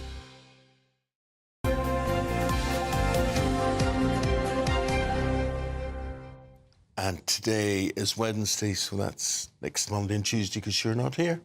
I'm at a wedding in Spain. Yeah. Don't miss me too much. Yeah. Well, it's nice to be back with Penny. I've worked with her for many years. You said 17 years? Yeah. That's amazing. And we were looking at pictures of you back in the day. Yeah. With all this black hair. And 3 stone lighter. There you go. So all that Haven't next changed Monday a and dot, Tuesday. either of you. Yes, a Monday and Tuesday. Now, I tell you what is changing. Maybe a woman's priorities. Maybe it's not changing. Maybe it's always been the same as to who they want in their life and who they want to support. Young women are going viral online for doing what? Well, sharing tips on how to bag themselves a very wealthy husband. Not out of dependence, but to secure the dream lifestyle. Women are still nearly 2 times more likely than men to earn less money than those men. Some say doing this and looking for a man with money is a smart move. Others call it a step backwards for feminism. Well, one online viral tradwife, as they're called, so someone who's seeking a traditional lifestyle, a homemaker, if you will, is called Nara Smith, and she shares her lifestyle and everyday life with almost 5 million followers. Do we have a clip? No, we don't. So this morning we're asking, are Gen Z women turning away from feminist values? Well, to debate this morning, we're joined by political commentators Chloe Dobbs and Stella Santakidou. Morning, ladies. Chloe, let's start with you, shall we? Are Gen Z women turning away from feminism? I think so. They're going in sort of 2 directions. So a lot of women, they're rejecting the idea that they need to have this huge, big career. They need to earn as much as men, because a lot of them are realising, hey, I'm doing all this work and then I'm still coming home and doing all of the cooking and cleaning. Women are much more prone to burnout than men. They need more sleep. And so they're going in 2 directions. You've got some of them going down this trad wife avenue where they decide, oh, I want to cook and clean, I want to be a stay-at-home mum. And then you've got others who are looking to bag a wealthy man. There are lots of all these Instagram pages. They sell all these ebooks on how to bag yourself a wealthy man, where they expect the man to pay for everything, work hard to win the woman over, give them a luxurious lifestyle, but they don't want to be someone who makes none of their own money, doesn't have any financial independence, and they don't want to be someone who's the cleaner and the nanny and cooking everything. Or there's somewhere in between, Chloe. I mean, this whole cost of living crisis, and life is tough and life is hard. And you both very talented professional people, but you both don't have partners. So, Chloe, would you accede to the philosophy that you're just talking about? If a man was to come along and say, Chloe, I will support you, would that be attractive to you? Yes, that would be, but I would still want to always have my own money. I think one thing women are realising, as I said, some of them are going down this trad wife trend where they don't want to work at all, but women are realising that men will respect them more if the man knows that they can walk away if they wanted to. So when women weren't able to own their own homes, have their own bank accounts and earn their own money, that meant that a woman was trapped, and if a woman wasn't treated that well by her husband, she couldn't leave. But when a man knows, if I disrespect this woman, I'm going to walk away, and they may not be as rich and have as luxurious a lifestyle, but you've at least got enough money to pay some rent and take care of yourself. That means that men respect women more. Stella, does this make your blood boil? No, I think Chloe is exactly right, that the fact that women are able to leave means that men are forced to respect them more. And I think you asked Chloe whether she would say yes if a man said, oh, I'm going to support you, you don't need to work. For me, I don't think that I would be able to attract a partner if I didn't have my own interests, if I didn't have my own career. I think that you see Gen Z young people doing this reactionary shift online. And I think a lot of it, especially the trad wives that you mentioned, like Nara Smith, what she's doing is what feminists wanted for women. She's making millions of dollars out of her influencer career. If you really wanted to say that Gen Z is going against feminist values, then you're telling me that this generation is okay with women not having the vote, with women not having property rights, women not being allowed to go out late at night without a chaperone, all of these things, which of course no woman would accept at those ages. And I definitely also don't think people are saying that the young women and young men are diverging in political views, and the statistics definitely show that. But to what extent the young men who respond to being against feminism would actually be prepared to, for example, marry their 20-year-old girlfriend when she stays pregnant and working as much as they would need to work to fulfill her needs and the needs of her child, in this day and age. I don't think very many would actually like that. Because one salary doesn't go as far as it used to. I mean, in a lot of households now, you need that dual income to make ends meet. Yeah, that is the sad reality, and that is one reason why women do go to work more. It's not just because they want to, it's often because they have to. And I think that's very sad that a lot of women who would love to have children and take care of them. If I were to have a child, I would want to have the time to put into taking care of that child rather than shipping it off to childcare the whole time. It's very sad that is the reality. But I do think that there are a lot of women, regardless of the income, who want to stay at home more. And you mentioned, people having their own sort of social media and whatnot. You've got a lot. I think women are much more creative creatures than men. A man is often very competitive and can work a boring desk job if it makes him enough money. Whereas women, they like to maybe be provided for by their man, but whilst making their own money, doing a fun podcast, a blog, or their arts and crafts. And you're seeing a lot more women doing that, whilst then hoping that the man will also, say, pay for a cleaner and a bit of help with the house care and childcare. OK. Who do you think are happier these days, Stella? Do you think men are happier with this situation, or it's more advantageous to women in terms of who you can settle with and who you can settle for? I think that in the long term, women are happier, but I do think that both have disadvantages, because at the end of the day, women are relational creatures. They want to be in relationships. They want to have partnerships. And often, I think we see that while a lot of men will say having kids is the most important thing for them, you will find a lot of women who, even if they are okay with not having kids, they're not okay with being single forever. Yeah. Well, very interesting. One thing I know for sure, I announced that both of you have no partners and are maybe in the market for partners. I'm sure that's sorted today. Have your say, get in touch today. And thank you very much indeed, Stella and Chloe. Appreciate it. Thank you, ladies. Now, do stay with us. Still to come, as the anniversary of the Allies' victory over Japan nears, GB News has spoken to a remarkable veteran who has been honoured with a royal visit from the Duchess of Edinburgh. We're going to feature that next.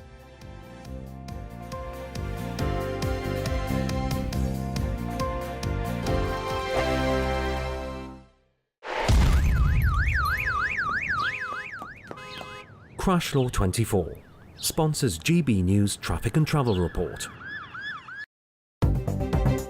Good morning, this is the latest AI travel news from gbnews.com. On the A8 eastbound between Eurocentral and Chapel Hall, a broken down vehicle is causing delays, so approach with caution. There's a planned maintenance closure on the M4 between Junction 46 at Langeflach and Junction 45 at Innisforgan, with diversions. In Hertfordshire, all lanes are shut at the A1M Junction 7 due to a vehicle fire. The A2070 northbound in Kent is closed between its junction with the A2042 and the M20. And on the trains, Northern buses are replacing trains between Sellafield and Whitehaven. For more travel news, go to gbnews.com. Crash Law 24 sponsors GB News Traffic and Travel Report. You've read the headlines, you've heard what those in power have to say. How about now we actually get to the truth? They would pay attention. We go beyond the political theatre and tell you what's really going on behind the scenes. For a massive council tax hike, one of the biggest in the UK. Others follow their lines, but we go off script. You sound like a broken record. You say that week after week. Cutting through the narratives and giving you unique perspectives. That's Ben Leo tonight, Saturdays and Sundays from 9 p.m. on GB News, Britain's news channel. Exciting news. Every Friday, my Patrick Christie's Tonight Show is going to have a twist to it. We're welcoming some special guests. You. That's right, on Fridays I'm going to be doing my show in front of a live studio audience, because this show is about you and what you have to say. It's going to be the same big debates, same big topics, same big opinions. But every Friday night at 9 p.m, you are invited to come on down to Patrick Christie's Tonight to be a part of the action. Only on GB News, the People's Channel, Britain's news channel. Hi, I'm Michelle Dewberry, and my show is your opportunity to cut through all the noise and dive in headfirst to some robust debates. Ideas clash. Situation, isn't it? Because the failure is... You're deliberately avoiding my point. Nothing's held back. And if you think this is the end of it, wait for more. And we do not shy away from the difficult stuff. Sometimes I want to shake people and say, if only you understood. So join me on Jubes & Co weeknights at 6 p.m, only on GB News, Britain's news channel. Good Afternoon Britain isn't just about us. The wonderful thing about this programme is it's about everyone watching. It's an interactive programme. Well, there absolutely is something to see here, and we're going to be talking about it more. Whether it's breaking royal news, please bring us up to date, or indeed a particularly punchy speech in the House of Commons. Very, very curious. We bring it to you live, and then we bring you live reaction as well. That's Good Afternoon Britain, weekdays from midday. Only on GB News, the People's Channel, Britain's news channel.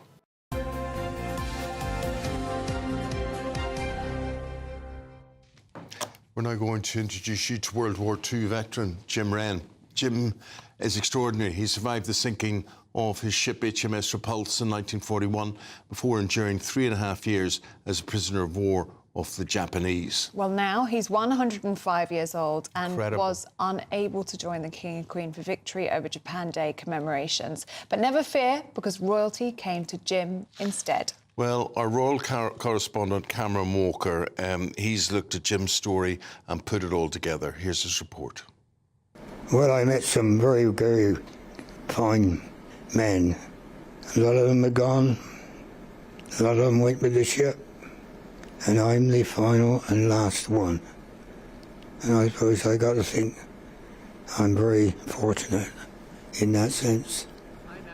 8 decades ago, Jim Wren was enduring brutal conditions as a prisoner of war, captured by Japan 3 years earlier. Valuables and everything was all taken from us. So we left the ship with just what we stood up in. And that's all the clothing I had all that 3.5 years. Now aged 105, he's unable to join the King and Queen on Friday for commemorations marking the end of the Second World War. Hello. Hello. I'm guessing you must be Jim. So royalty joined him. The Duchess of Edinburgh came for tea at Jim's care home in Wiltshire. Well, thank you for having me here today. Great honour to me to be here. Well, it's my honour. What attracted you to the Navy? Nothing attracted me to the Navy. I didn't want in the Navy. Fair enough. Destruction is piped aboard. The huge shells to serve the 15-inch guns are swung in, somewhere on the Seven Seas. Before being captured in 1942, Jim served on the British battlecruiser HMS Repulse when Japanese bombers struck the previous December. I was on the mess deck having a cup of tea, and the alarm was raised. The bomb struck right behind me. And, fortunately, the bomb didn't go off and went down 3 decks before it exploded. Otherwise, I wouldn't be talking to you today. Its sinking took the lives of 508 officers and men. Jim survived and was picked up by another ship. Is this you looking very handsome here? Jim bravely shared his memories with the King's sister-in-law. And Jim's son-in-law, Andy Dables, appreciated her support. Well, she was just so knowledgeable. She must have read his story well, and she was just so easy with him, talking to him. And that makes it easier for you to talk then, doesn't it? Sadly, Chinese scavenger ships have since raided the wreck of HMS Repulse. Jim claims the anchor is currently impounded in a Malaysian scrapyard. He thinks it needs a more permanent home. Well, I'd like to see the actual anchors go to the war memorial that we've got in the Arboretum. Many have already started a longer voyage, taking them back to the land they have served so bravely. Jim was liberated in 1945 when the Japanese surrendered. He kept what happened to him secret until his 99th birthday. Now, he wants younger generations to remember the victims of the Imperial Japanese Army. I go to bed every night, and that's my first thought. Little kids, babies. You'd never believe it in all your life that men or any nation would make people suffer like that. Cameron Walker, GB News in Wiltshire. You'll never believe it in all your life, he says. And there he is telling his story. And the thing that amazes me about Jim is he's so lucid, 105. Yeah, he seems great, doesn't he? So Looks sensible. great. So it's just absolutely incredible. I hope they're lucid and sensible. Norman Baker and Claire Muldoon They've had the newspapers, they've gone through those today, and there they are, very relaxed, very laid back, ready to get you hot under the collar right after this. Don't go away. Can't wait to get in that sea. Lovely and warm. Just like the feeling of having great travel insurance. All Clear Travel Insurance sponsors GB News Travel Destinations Forecast. Across some southern parts of Europe tomorrow, there will be some showery rain, which could turn heavy and perhaps even thundery. But a big talking point is still the exceptional heat affecting parts of Portugal, Spain and France. Yesterday, temperatures were in the low to mid-40s in some places. The heat's going to ease a little, but it's going to return again as we go towards the weekend. Further east, some heavy showery rain, like I mentioned, could be a bit thundery at times, particularly across parts of Italy. Elsewhere, it's looking fine and sunny for many through the outlook. All Clear Travel Insurance sponsors GB News Travel Destinations Forecast. In the GB Newsroom, we bring you the news as it happens. With our team of dedicated journalists across the UK, we're ready to keep you up to date with what's happening every half an hour, every single day. Bulletins here on GB News, the People's Channel, Britain's news channel. This is GB News, Britain's news channel. Have you seen the president yet? Morning, guys. No, not yet. We're just in the press room behind the scenes. I've got my Trump Turnberry coffee cup, though, just to prove to you that I really am here. We're waiting here basically until we get the nod to run out, hopefully to see Donald Trump and Keir Starmer together. These occasions, I'm realising, are a little bit sort of hurry up and wait. We think that the Prime Minister and the President might be meeting outdoors today. Yesterday, you might have seen Trump with Ursula von der Leyen in the amazing ballroom, in the grand ballroom here at Turnberry. Well, the weather is surprisingly nice for Scotland. The sun is out, it isn't raining. So there's a chance that we will get to talk to these two world leaders, but we won't be in the ballroom. We'll be outside, I think, on the golf course. We're just waiting to hear. And what's the atmosphere like, Bev? Is there a lot of excitement? I think amongst the press, they're all fairly used to this sort of thing. I mean, I still feel a little bit like a competition winner because I came on Air Force One, and I'm still really excited about the whole ordeal. But I think a lot of people here have done this sort of thing before. You know, we've had an influx this morning of the British press. So I'm with the international call who came over on Air Force One. There are about 13 of us. But the British press are here as well today. They're all obviously keen to get their own questions into Starmer. It will be that setting where, you know, we just all go for it if we can and throw a question out in that direction. I got lucky on Friday when we were on the runway at Prestwick Airport, Glasgow Prestwick Airport, when we landed on Air Force One, and I asked him about immigration, and of course he gave us that line about the fact that Europe has to get its act together. GB News, the People's Channel. This is Britain's Newsroom, where your voice matters. It's just astonishing. With expert analysis and honest opinion, we don't just keep you informed. We bring you unique perspectives you won't see anywhere else. Can't argue with any of that. When the news happens, it happens here. On Britain's Newsroom, weekdays from 9:30 a.m. Only on GB News. Britain was once the envy of the world. But look around. A nation that no longer knows what it is or where it's going.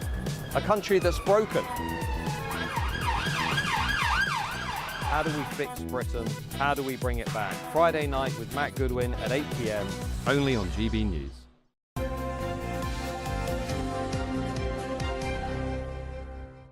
A Wednesday morning. Thank you very much indeed for your company. The newspaper front pages, these are the stories that they're leading on, and we begin with the Times first of all. And migrant crossings are dominating the papers today. The Times leading on the news that 50,000 migrants have crossed the Channel since the last election.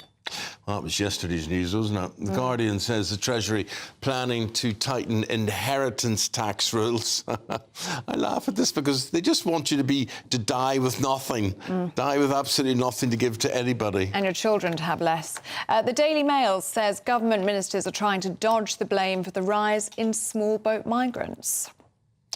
A record 8 million people are now receiving universal credit, and that's the lead in the Express. Delighted to welcome back into the studio Norman Baker and Claire Muldoon, who are going to give us opinion on those and other stories. And the other story that caught my eye was Norman, shoplifting situation. And the controversial thing about this is it is your job, you, the general public who are watching and listening this morning, if you've got a problem about shoplifting, you, this police chief is saying, should do something about that. So are you that good citizen, Norman? This is Matthew Barber, the Tory Police and Crime Commissioner for Thames Valley, who's making these suggestions.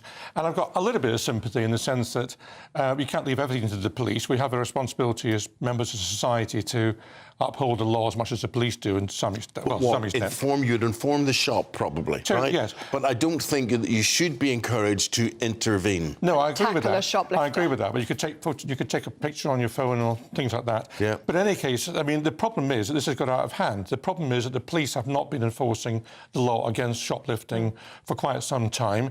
The criminal fraternity is now concluded as it's risk-free.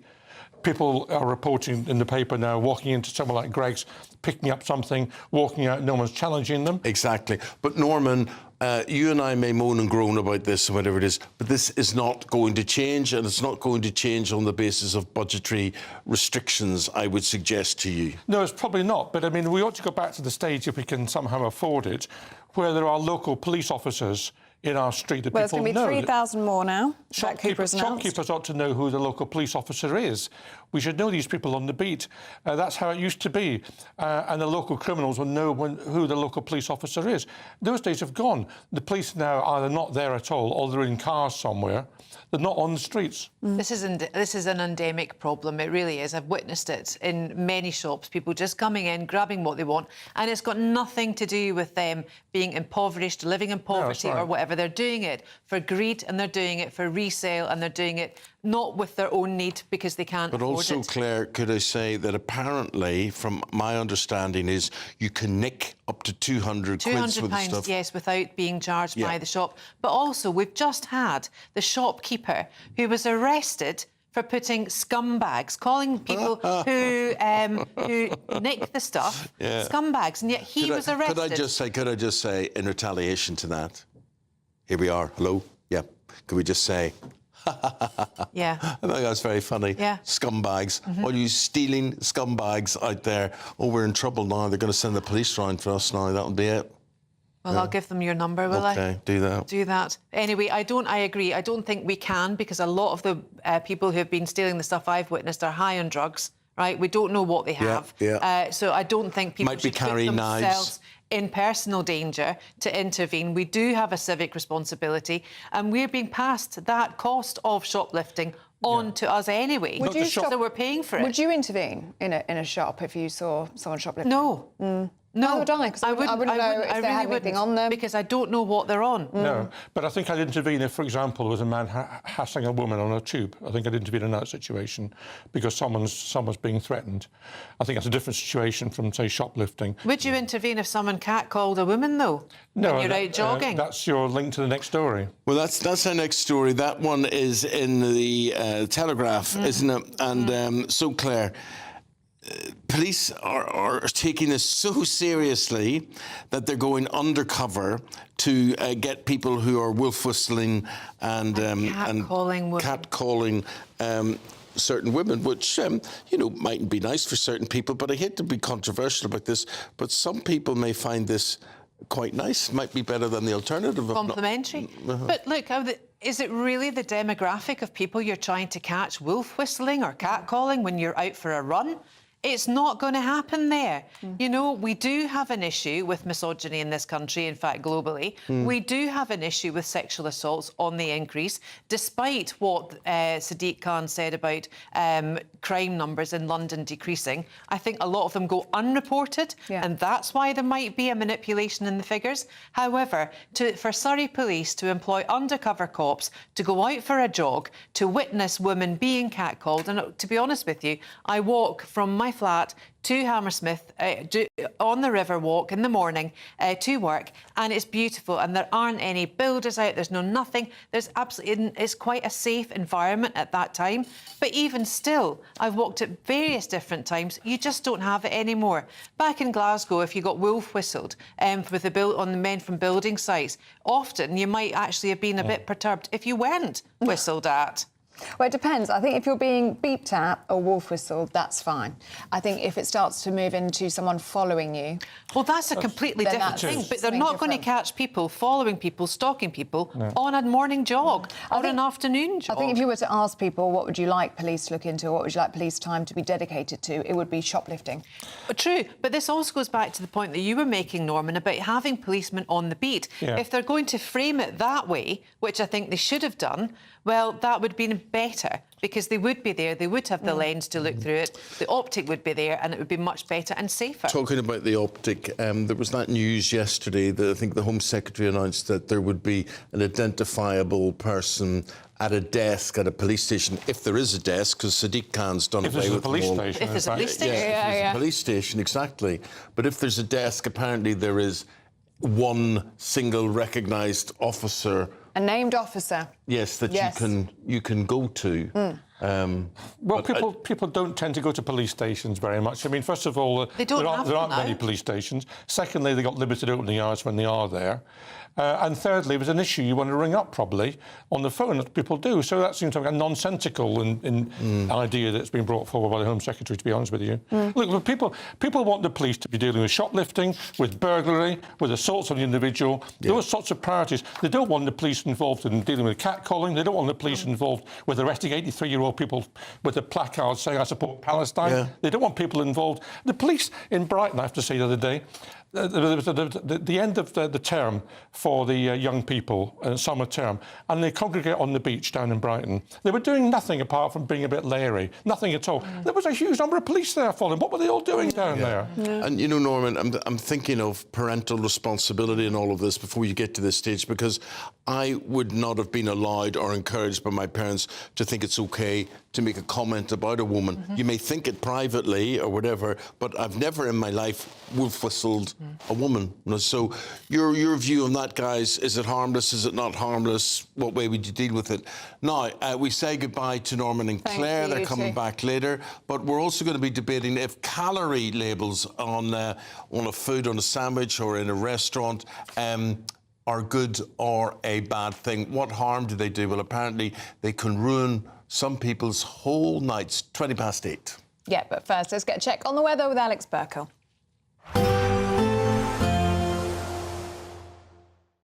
Today, clouds overhead, total zen within. Boxed Solar sponsors the weather on GB News.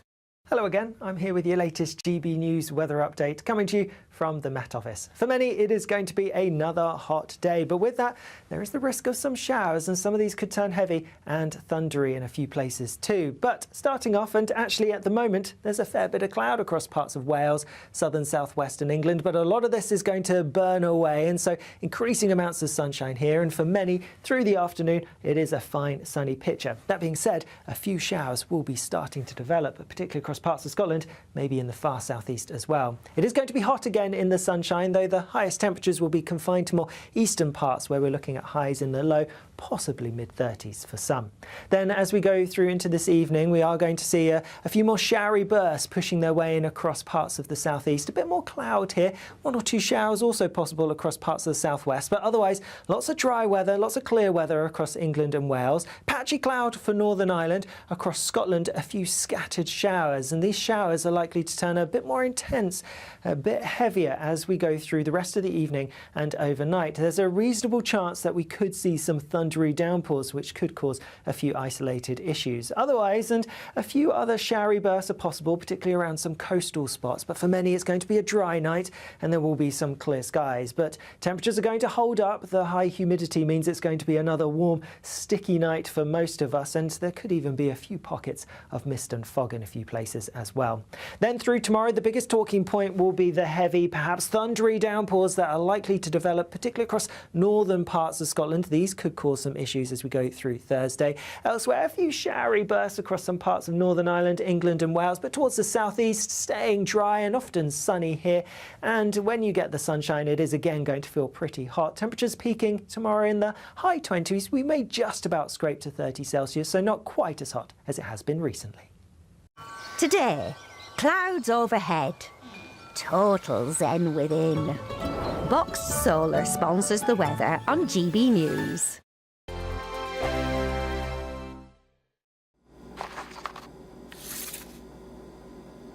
Crash Law 24 sponsors GB News Traffic and Travel Report. Good morning. This is the latest AI travel news from gbnews.com. Expect delays on the M4 eastbound, completely closed from junction 46 Langiflach to 45 Innisfallen for maintenance. Diversions are in place. In Hertfordshire, the A1M northbound entry slip at junction 7 is closed due to a vehicle fire, reopening between 9:45 and 10. In Kent, a collision on the A2070 southbound between the M20 and A2042 has closed all lanes but is expected to clear by 10:30. And on the trains, northern buses are replacing trains between Sellafield and Whitehaven, with disruptions on services between Newcastle and Ashington. For more travel news, go to gbnews.com. Crash Law 24 sponsors GB News Traffic and Travel Report. There's just 3 weeks to see how you can win your mortgage or rent paid for a whole year. That's a cash lump sum equivalent to 12 of your monthly mortgage or rent payments, right up to a whopping £20,000. Plus, we'll add an extra £5,000 on top for good measure. Make sure you don't miss out as lines close on the 29th of August. For another chance to win, text WIN to 63225. One entry costs £2.50 plus one standard network rate message, or text BONUS to 63225. 5 entries cost £5 plus one standard network rate message. Go to gbnews.com/win. Entries start at £2.50. Call 0903 686 3232. Calls cost £2.50 plus your network access charge. Or post your name and number to GB15 PO Box 8690 Derby DE1 9TT. UK only. Entrance must be 18 or over. Lines close at 4 p.m. on the 29th of August. Please check the closing time if listening or watching on demand. Good luck. At GB News, we love to hear from you, our loyal community. So drop us a line at gbnews.com/yoursay. There you can talk to each other and also to the presenters live on air. gbnews.com/yoursay, because GB News is your channel, Britain's news channel. Join me, Nana Akwe, for an informative, interactive news programme with a difference. It's fun. No, he didn't say that, Dave. I'm so surprised. I think there's an element of truth to that. Join me from 3 p.m. every weekend, only on GB News, Britain's news channel. In the GB newsroom, we bring you the news as it happens. With our team of dedicated journalists across the UK. We're ready to keep you up to date with what's happening every half an hour, every single day. Bulletins here on GB News. The People's Channel. Britain's news channel.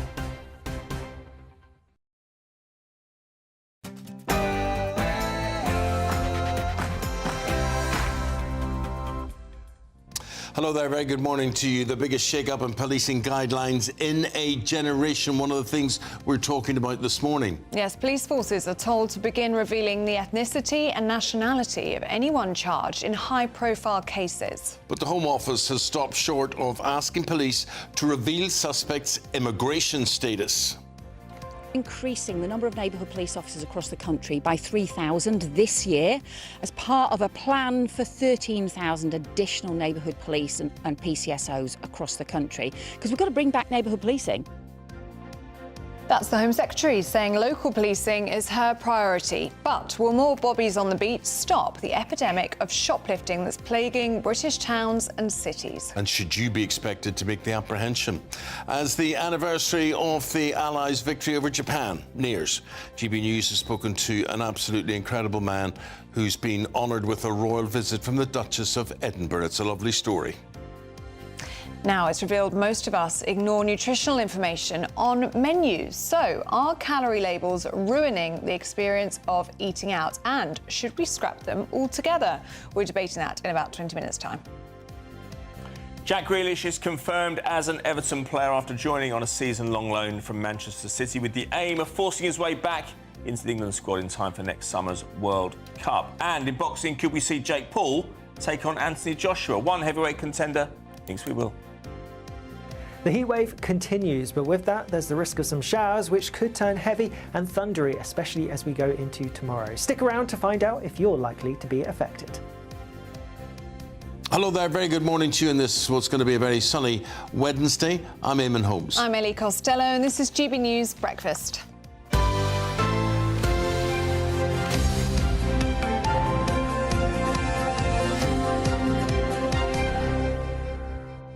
One of the things I love about close football season is the transfer signings and the speculation and whatever. And I'm just saying to my friend here, Jack Grealish, leaving Man City, well, it's only on a year-long loan to Everton. I think great signing for Everton. I think great for Jack Grealish, great for Everton. You're not so sure?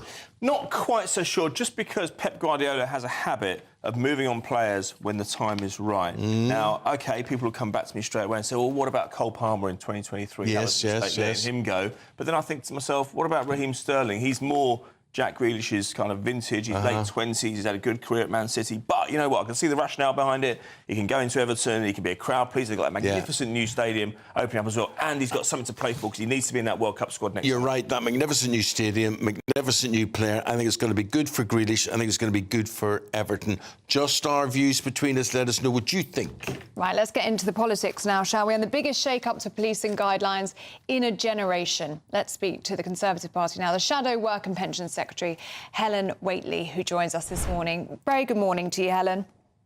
Good morning.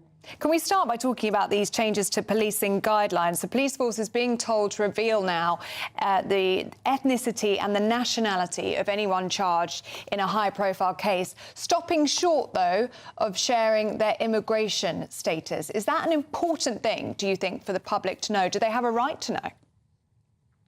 Well, I take a view overall that transparency is a good thing, particularly in situations where there's been some suspicion and concerns about the police not giving the public the information that they deserve to know.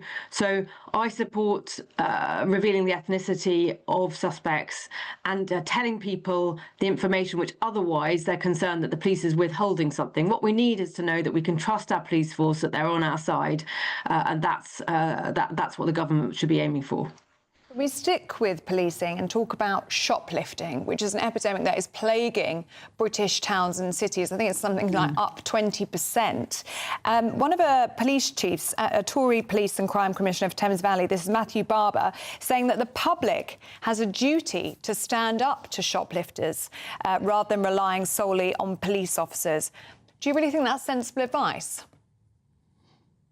Well, I think, first and foremost, we need to know that the police are there and that the police are there backing shopkeepers.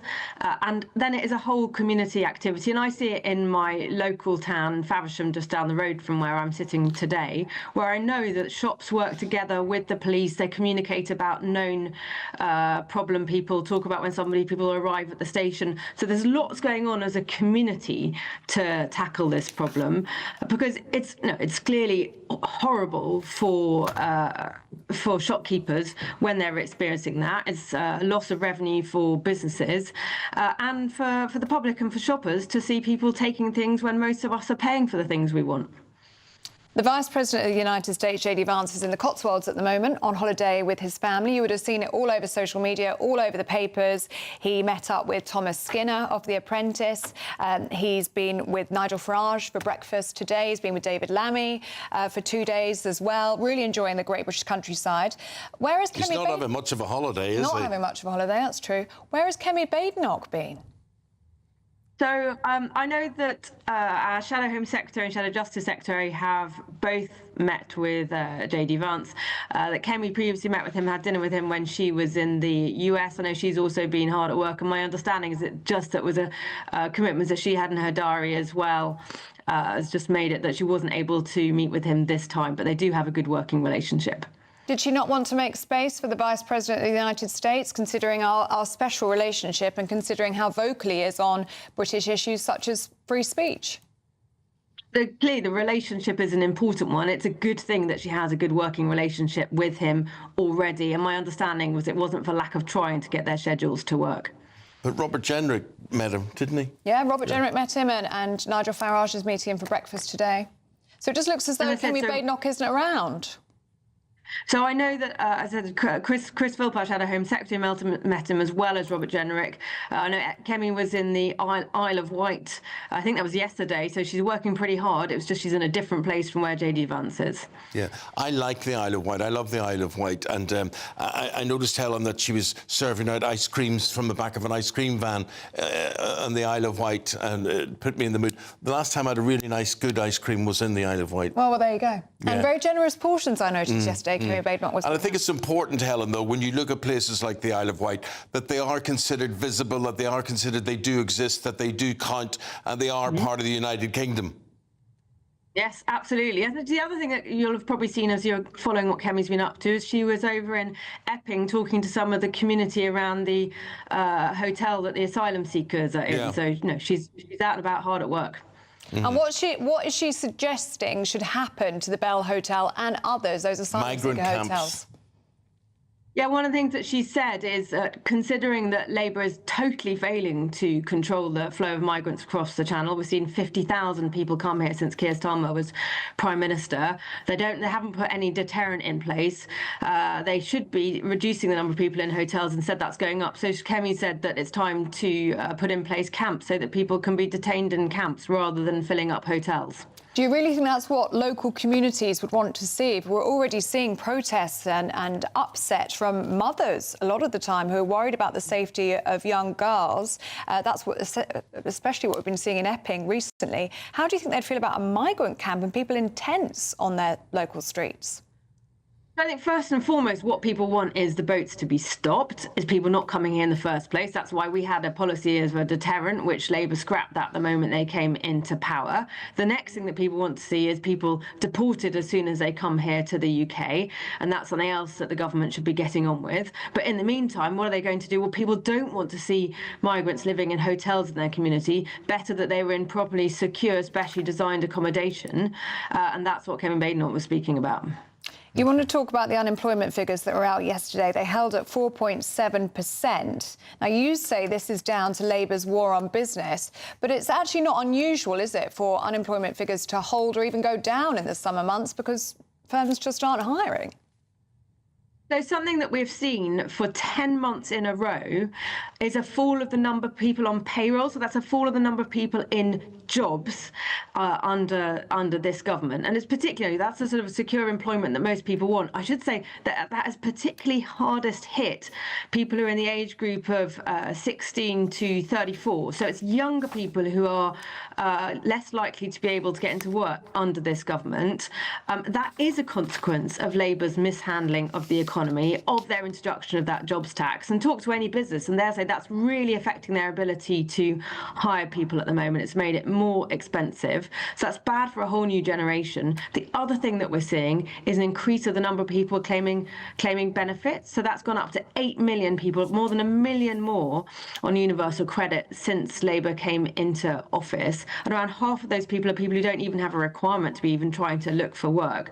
So that tells us that Labour has not got a grip of welfare and they are not supporting the economy. And that's why we're going to see in the budget almost inevitably taxes go up in the autumn. Helen Whately, Work and Pensions, Shadow, thank you very much indeed. Appreciate what you've had to say. We're now going to take that further and talk to people at home about what they think of what you had to say. So appreciate it. We'll love you and leave you. Bye-bye. Thank you very much. Thank you. It is interesting. I mean, Helen's talking there, and she is working pensions, and she sees the trends here. And she's saying young people between the ages of 16 and 34 affected by the lack of work around in the summer. What has changed in the world? When I was a youngster, right, when I was a teenager, that's when you got work. That's when work was available. You'd work over your summer holidays, wouldn't you? There was gardening work, there was waiters work, there was cleaning cars work, there was bartending. More work, bartending. I mean, when I was that age, I thought that's what I would be, a barman, and I worked for years as a barman. And I just do not understand. You go into a restaurant, does anybody speak back to you with a British accent? You know, it used to be, it was full of Irish people, it was full of English people, full of Scottish people, Welsh people, whatever. Where are they now? It's all, they all talk with whatever the accent is. It's different, it's different. And why do people in this land, born and bred in this country, not want to work in restaurants anymore? But it's tremendous. Hey, I mean, did you ever work in a restaurant or a bar? Yes, yeah. I've been a waitress. How good was it? I loved it. I loved it too. So social, yeah, good tips. Good tips. People would talk to you and they would ask your opinion on things. People. And they would say to me, you know, they'd say, you're Brian's brother, you're Leonard's son, you're this. And that's how you got to know people. Well, it's the whole community then, isn't it? But what do they do now? Are they in bed scratching themselves? What are they doing? I don't know. Maybe it's a pay thing. I don't know. Maybe they feel like it's too hard work. Well, I think it's ridiculous. I think people are missing out on a real whole social aspect for their lives. And you learn a lot doing it. Yeah. You learn an awful lot. You meet a lot of people and you learn a lot. It's 12 minutes past 8 o'clock now. The deputy political editor of The Spectator, James Heal, this is his summer job. He's with us this morning to talk about things. James, do you get what I'm saying about, you know, the Shadow Work and Pensions Minister there? She's saying, you know, that kids between 16, well, we'll say kids, anybody between 16 and 34 is being hit in the summertime because of the lack of availability of jobs. But this was traditionally the time where more jobs were available because people had to go on holiday. Yes, and I think that shows a real stubborn persistence of high measures of unemployment rather than jobs being taken up by people in this country. And I think that's a couple of things. I think, as Ellie is totally right there to say that it's partly about conditions, but also just increasingly we do have an issue whereby people are unwilling to get into work. We've also seen more people between the age of 16 and 24 being diagnosed with mental health problems, and therefore they feel unable to work. So I do think these problems are going to only persist, and I'll be really interested to see what government policy has an impact on that, given, of course, that Angela Rayner is now talking about increasing the minimum wage for those under the age of 18, and that is likely to therefore mean employers are less incentivised to hire those who are younger because there's no financial benefit. James, what do you make of our top story today? We're talking about police forces being told to share suspects' nationality and ethnicity, stopping short, though, of sharing their immigration status. What do you make of all of this? Well, clearly this is a reaction to two pretty major events that happened in the past 12 months. The first, of course, was the Southport killings and the misinformation, the disinformation that spread online about that, and, of course, the police's inability or unwillingness to produce information about the ethnicity of that. The second, of course, was the Liverpool car attack earlier this year, in which the police force there moved very quickly to get it out there that the person involved was white, in contrary to some of the rumours online. So I think that, look, the problem is, of course, is how do you ensure consistency of standards? And there'll be some times where the police are more reluctant for whatever reason. It might be a case involving national security or sort of intelligence, etc., to release any information. But I do think this is the necessary step needed to be taken because, frankly, otherwise online in a digital age, this lack of information, this complete vacuum that's allowed to spread, and the police's unwillingness to share information, which, of course, they were very happy to give out before 2012 when we had Leveson, I think is the obvious thing to do.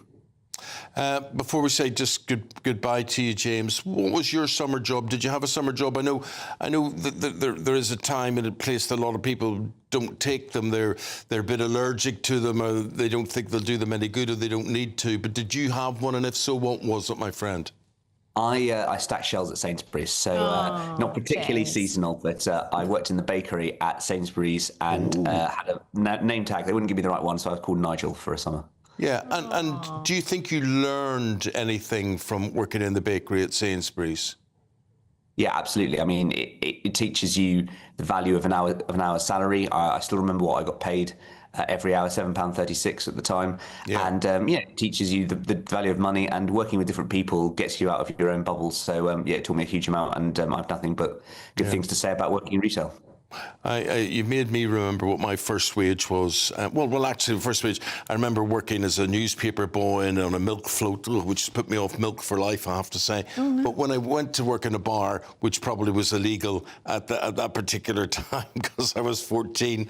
But anyway, Definitely. I remember my wage was £2.50 plus tips. And the thing was, it was £2.50 for an evening, not an hour. That was for the whole evening. But the thing was, you would double your money with tips because people felt sorry for you. They would just say, give the wee boy a tip, give the wee boy a tip.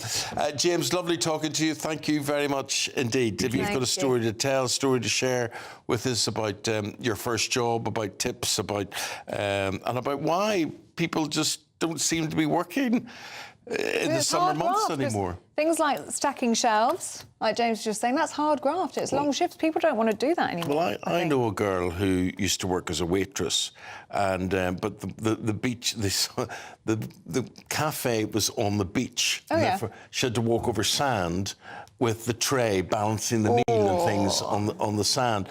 But it's all laughable. It's all experience. It's all things that create the character that you eventually have in life. Absolutely. I mean, working in a bar taught me how to speak to people. You know, you had no personality. You'd be wiping a counter and you'd be saying, "Hello, how are you, Mr. Jones? How are you? Everything okay? How's work? How's it going?" Yeah. Well, and you'd learn how to speak to people. Teaches you everything about social skills, I think. And also, if you work in a restaurant, like I learnt loads about food. Yeah. Food, and I didn't know anything about wine or anything about the ways that things pair up. Yeah. Until I started working in restaurants. I learnt loads. I'd recommend it to anybody. Okay.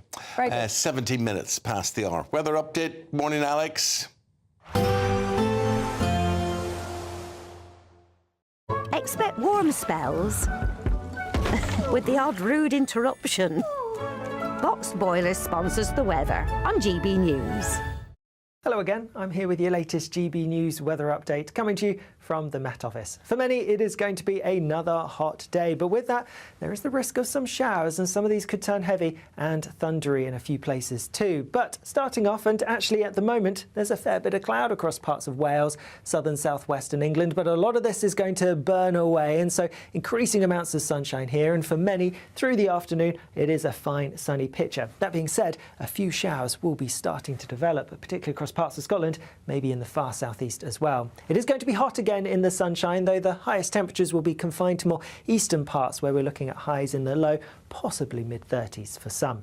Then as we go through into this evening, we are going to see a few more showery bursts pushing their way in across parts of the southeast. A bit more cloud here, 1 or 2 showers also possible across parts of the southwest, but otherwise lots of dry weather, lots of clear weather across England and Wales. Patchy cloud for Northern Ireland. Across Scotland, a few scattered showers, and these showers are likely to turn a bit more intense, a bit heavier as we go through the rest of the evening and overnight. There's a reasonable chance that we could see some thundery downpours, which could cause a few isolated issues. Otherwise, and a few other showery bursts are possible, particularly around some coastal spots. But for many, it's going to be a dry night, and there will be some clear skies. But temperatures are going to hold up. The high humidity means it's going to be another warm, sticky night for most of us, and there could even be a few pockets of mist and fog in a few places as well.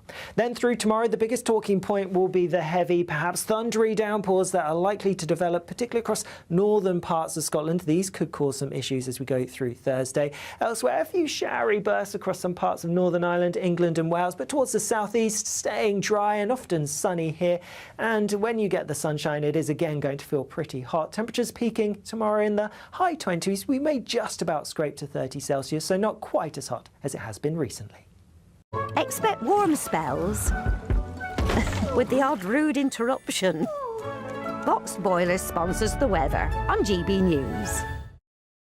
We've been talking about this Tory police chief who has suggested that the public have a duty to stand up to shoplifters and not always rely on police. Grumpy Grandad, I don't think that's his real name, says, so if you're a good citizen and you step in when you see people shoplifting, then what happens when they attack you and you defend yourself? You're the one then getting in trouble and the shoplifter walks away. No, thank you. It would be a very different story, though, if someone was being attacked. Then I wouldn't hesitate to step in and help them. I think it's a good point. Well, except, one of my jobs, I used to work in Primark, right? Oh, yeah. Or what do you call it? Do you call it Primark here? Primark, yeah. Primark. Primark and Pennies in Ireland and all that, all different names. But anyway, how inventive shoplifters were. In those days, they sort of concealed the goods on their person. I'm talking about 1970. Well, like stuff it in the pockets. So. Not their pockets. No, not their pockets. Oh, But okay. they would stuff them in places. I get the idea, yeah. I get the idea. Mhm. So you don't really want to put your hand down No, there or whatever, do that sort of thing. But nowadays, they just use brute force. So they go and they take something, they lift it, and they think, come on, take me on. And I totally agree with you. Not my problem, not my job. I wouldn't intervene. I just come in for a pair of socks. That's all I want. You know, I don't, and a T-shirt. I don't really want to put my hand down your pants or risk being knifed or anything else. Yeah, no, thank you. No. And Eileen makes the point saying, the police have a duty to stand up to shoplifting, not us. What are we paying them for? Good point, Eileen. Come on, Eileen. Right, here is the Great British Giveaway. It is really different. Yesterday, a lady from Manchester won. Her name was Jane. She's a superstar. She's so happy, and I wish I had been on when she got her money. Because we could have given her a hug or something, but it was wonderful news. She's going to share it with you. Here it is. Jane, are you sitting down? No, I don't. I'm not believing this. Jane, you've won £54,321. Please don't joke. This would change my life. Jane, you have won £54,321 with GB News. Congratulations. Oh, my God. Do you know what? I've just been shopping and I've got £50 to last me till the 31st of August. And I was trying to work things out. Go and sit down, have a cup of tea. Yeah. Take a deep breath. That money is coming to you, all right? Oh, my God, thank you so much. Can you think of anyone more deserving than that? Have £50 left in her bank account. Me. She deserved it. Have less than 50. Stop. Stop. But anyway, Jane, we're just chuffed for you. We're thrilled for you. And so it's a great call for anybody to receive, and it could be you that's getting it. Here is your chance to be our next winner with your mortgage or your rent paid for a year, plus £5,000 in tax-free cash. We want to send some of those monthly financial stresses packing this August with your chance to be mortgage or rent-free for 12 whole months. We'll give you a cash lump sum that equals 12 of your monthly mortgage or rent payments, right up to an amazing £20,000. We'll also throw in an extra £5,000 on top of that for good measure, because why not? And if you don't have a mortgage or rent to pay, lucky you. We'll give you £15,000 tax-free cash instead. What are you waiting for? Lines will close on the 29th of August. For another chance to win, text WIN to 63225. One entry costs £2.50 plus one standard network rate message. Or text BONUS to 63225. 5 entries cost £5 plus one standard network rate message. Go to gbnews.com/win. Entries start at £2.50. Call 0903 686 3232. Calls cost £2.50 plus your network access charge. Or post your name and number to GB15 PO Box 8690 Derby DE1 9TT. UK only. Entrance must be 18 or over. Lines close at 4 p.m. on the 29th of August. Please check the closing time if listening or watching on demand. Good luck. Westminster, the ultimate clique. And you're fighting like rats in a sack. But here on the Camilla Tominey Show, we ask the questions the establishment media is too scared to ask. OK, let me ask you a straight question, because I know you're a straight-talking politician. Whether it's net zero, illegal immigration or law and order, nothing is off limits. You had the power then. Yeah, as I and say, now you've lost it. That's the Camilla Tominey Show, a politics show that's fearless. But no, let me finish my question if you don't mind, because it is my show. Sundays at 9:30, only on GB News, the People's Channel, Britain's news channel. Good afternoon, Britain. Weekdays from midday. ChatGPT. What's that? If you don't know what it is, it's artificial intelligence, and it helps you write things and research things, and you can even talk to them like they're your friend, can't you, Tom? Shall we you do know some about of that this, now? don't you? Like, I mean, we could talk to chat now. Go on, you love talking to chat. I was actually Careful, though. I was actually talking to chat last night about Texas redistricting. It was very good fun. Wait, hang on, here we go. Beats railway lines. Hi, chat. You're live on GB News. How are you feeling? Oh, wow, live TV. That's exciting. I'm feeling great. Thanks for having me on. How's everything going on your end? It's going great. We're just doing a segment about artificial intelligence. Do you have anything to say about that? Absolutely. AI is such a fascinating topic, and it's amazing to see how it's evolving and becoming part of our everyday lives. There's so much potential for it to help us in all kinds of fields, including journalism. ChatGPT, to which we were just talking, is undergoing a major change after concerns it was giving overly direct advice on sensitive personal matters, including whether users should break up with their partners. So you could write in there, oh, my partner never takes the rubbish out, he sometimes is a bit rude to me, blah, blah, blah, and then they say, break up with him. But here's the interesting thing. For people that have been taking relationship advice from this robot, well, OpenAI, the company behind it, says the chatbot will stop giving such clear-cut answers to questions about personal relationships. So that's a new change from OpenAI, the company behind ChatGPT. Yeah. I've just asked, does Emily Carver like Tom Harwood? And I've asked the chatbot what does this. chat say? There's no evidence Emily Carver likes Tom Harwood. GB News, the People's Channel. This is Britain's Newsroom, where your voice matters. It's just astonishing. With expert analysis and honest opinion, we don't just keep you informed. We bring you unique perspectives you won't see anywhere else. Can't argue with any of that. When the news happens, it happens here. On Britain's Newsroom, weekdays from 9:30 a.m. Only on GB News.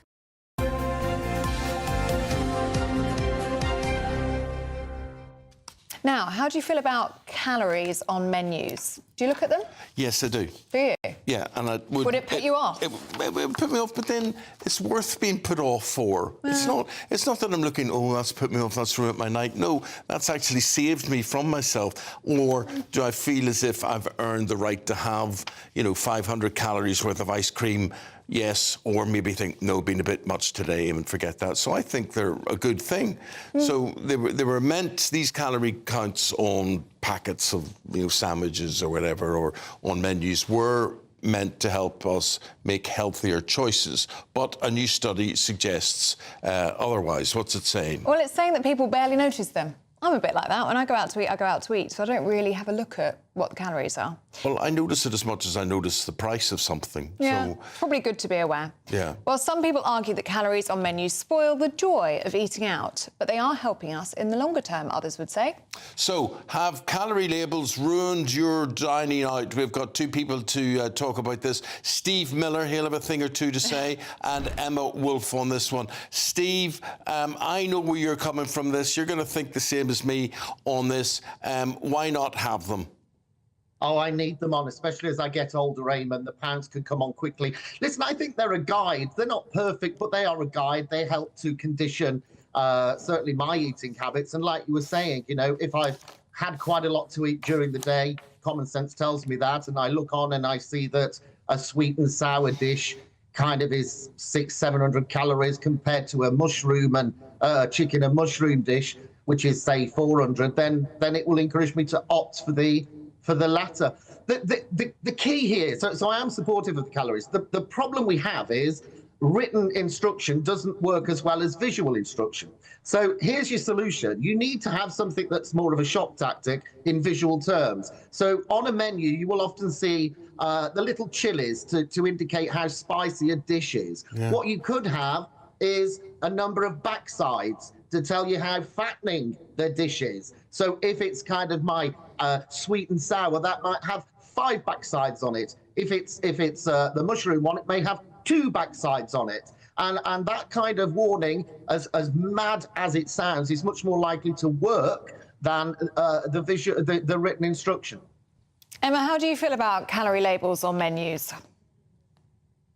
No, they're a complete nonsense, Ellie. First of all, it's not effective. The research has shown it doesn't stop people from ordering what they want. Secondly, it's anti-joy. I think that a meal out or even a takeaway, a special takeaway should be a treat. And if you're eating that many of them, then that's the problem. It's not the amount. It's the fact that if you're having those every day, then that's the problem. You need to be looking at healthier eating less as well. Calorie counting is actually not that effective. It's about overall eating less and moving more. Steve knows that as well as I do. And by the way, if I'd said that as a skinny person, if I'd said that about backsides on menus, can you imagine the backlash? Yeah, but what you did say, Emma, was you said it's anti-joy, and I immediately associated with that, and I thought it's a special night, you can have special people just paying special prices, anti-joy. But there's Mr. Steve beside you. Is there a lack of joy in your life, Steve, because you're thinking about these things or looking or being guided by these things? Listen, I think the average person watching or listening to this item is sitting there thinking, well, I don't get all depressed because I'm seeing calories on a menu. They are a guide. Yeah, they're not perfect. I agree with you on that, but they are a guide for people. And also, I think they can help to recondition actually the thought. Another thing is, the research is quite interesting on this because there are studies in America. I think the scholar's name is Elbel, and he did a lot of surveys and found that 60% to 80% of the population actually supported the calorie instruction, the calorie counts on menus. So it's not, I get it, I get the theory of the doom and gloom, but in reality, I actually don't think people care, because I think people care more about the migration, the immigrants and all of that sort of thing, that challenge. They care much more about the crime on the streets than having calories on a menu. Emma, do you think we need to come up with a more effective way of showing people nutritional value and calories, or do you just think people just don't need to be told that on a menu? Well, can I just say, it's also quite misleading. A friend of mine is a chef. He said, look, the difference between me spraying on some spray in an oil in a pan, a 1-calorie oil spray, and him throwing in a load of olive oil, that would be a few, it's not actually that accurate. You print up the menus, right, at the beginning of your restaurant year, or you print up the takeaway menus. The way people cook things, the way they are prepared, the amount. So actually the calorie information is not that accurate. So people get obsessed with counting numbers. Nutritional labeling, traffic light system, same thing, not that accurate. But I just need to mention one other thing, which is it also can be very triggering. It can be very damaging. Personally, as someone who had anorexia for 10 years and people who have eating disorders... Here we go, the eating disorder argument's about to come out. Well, what they don't matter. What they don't matter. I disagree completely with you on this. I would have found that, let me finish, I would have found that very, very traumatic, very triggering. I don't like the term triggering either, but it is true. If you are putting numbers on things, you are talking to people. All mental illnesses matter. All mental illnesses matter. And people who have disordered eating... Overeating matters. Of course it does. You know eating that I too think many it's calories all part of the matters. same thing. Listen, you've got to get real here. We have, what is it, yes. 2/3 of people overweight or obese, and we have, yes, a small number of people with eating disorders. I accept that, and those people need support. Those people need support. So I they're not totally agree. However, eating disorders are not triggered directly by calories on a menu. They're triggered by things much more deeply. Genetics, socialization, to name a couple of things. So all of this, I'm going to be triggered because I see a number of calories, I think is a bit misplaced. Emma? Okay. That's not what I said. You know that's not what I said, Steve. With respect, you know and I know that undereating, overeating, they are part of the same spectrum. It's an emotional reaction to stress and issues in your life that you are using food, using starvation, using overeating as a crutch. You know that and I know that. I am just mentioning that having the numbers labeled on everything, and I know people who are struggling with the fact that every time you buy anything these days in the shops, we're not even talking about menus, there is a number there. There is a label. There is a red flag, a green flag. I don't think numbers are triggering Emma people. and Steve, the numbers are telling me that our time is up. With the time's approaching 25 to 9. But thank you very much. You both burnt off a good few calories there during that heated debate. Very, very enjoyable, very interesting listening to both of you. Thank you very much indeed. Thank you. Here's your traffic news.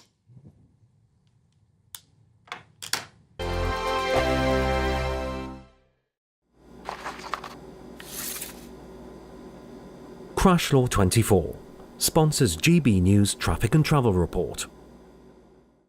Good morning. This is the latest AI travel news from gbnews.com. Today's journey faces disruptions on UK roads. In Hertfordshire, the A1M northbound entry slip at Junction 7 is closed due to a vehicle fire, clearing by 10:30. In Kent, all lanes are closed on the A2070 southbound due to a collision between the M20 and A2042, with normal flow by 10:30. The M4 eastbound is closed for maintenance between junctions 46 and 45, with diversions active. And on the trains, buses replace trains between Sellafield and Whitehaven, and disruption continues between Newcastle and Ashington. For more travel news, go to gbnews.com. Crash Law 24 sponsors GB News Traffic and Travel Report.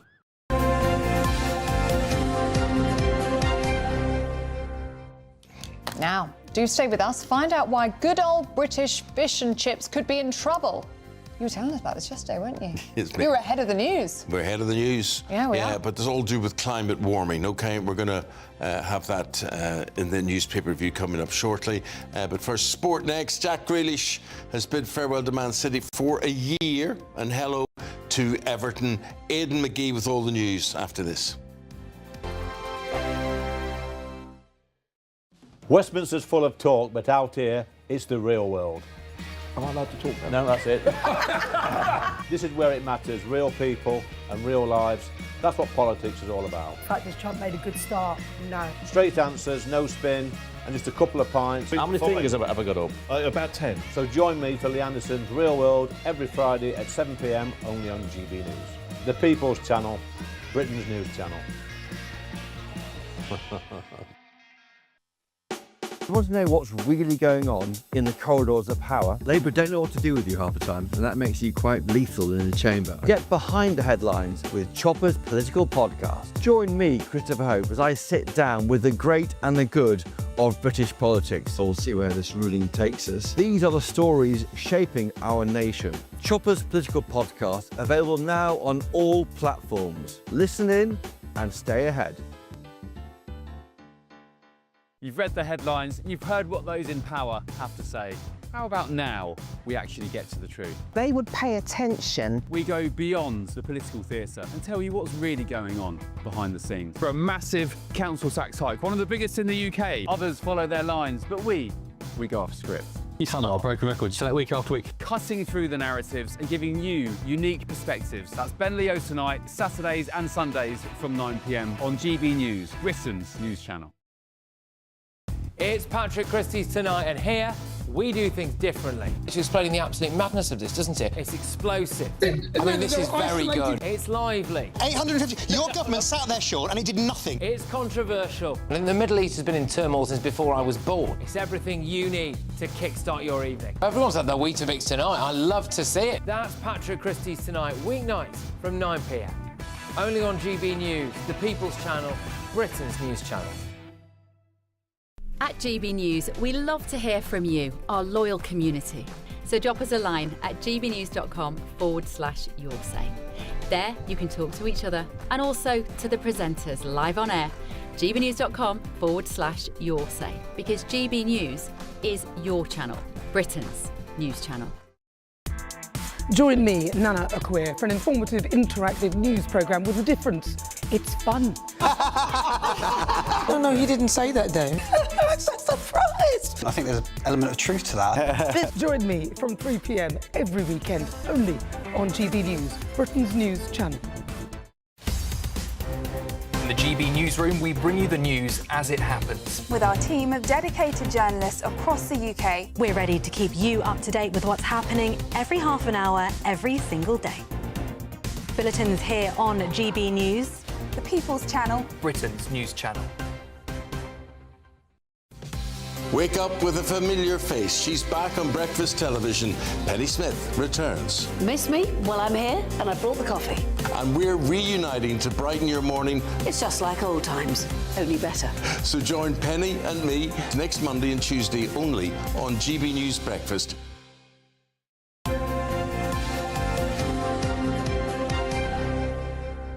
Yes, Penny Smith and me only on GB News Breakfast Monday and Tuesday because Miss Ellie's getting a couple of days off, which Miss Ellie deserves because she doesn't take much time off. Thank you very much. And you've been married, what, 7 times? So married the once, but I go to lots of weddings. Yes, you married to the one man, yes. but 7 times. I got married twice, yes. One legal, one... Was it only twice? Yeah, one legal, one Catholic. Oh, right. Oh, OK. You know. Catholic not legal now? Not in France. Really? Yeah, no, they didn't like us down there.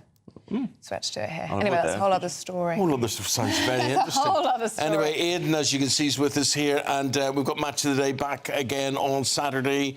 A new presentational lineup, and they're making the front pages of the papers today. Yeah, a new anchor with the departure of Gary Lineker for the first time since 1999. They're going to be replaced by a kind of it's a threesome. Yes, exactly. It's Gabby Logan, Mark Chapman, and Kelly Cates I worked with in my Sky days. Yeah, I mean, look, I don't think it really matters that much. I mean, this thing about they're saying in their junket yesterday, I mean, it's going to be in the Radio Times next week, I believe, but they're saying that it's going to be about the football this time. It's not about us, they're saying. Yeah, I know, but I never felt with Gary Lineker in there that it wasn't. Well, it was about anything else. The thing is, because you're right, Aidan, Gary Lineker didn't come on and talk about Gaza on Match of the Day. He got some heat if he did. Yeah, he aired his opinions separately away from the programme, so the newspapers are just trying to make clickbait out of this, which it's not. So. It's important to get this right, though, for the BBC, because it's probably one of the only programmes in the last 10 years that's increased in terms of audience.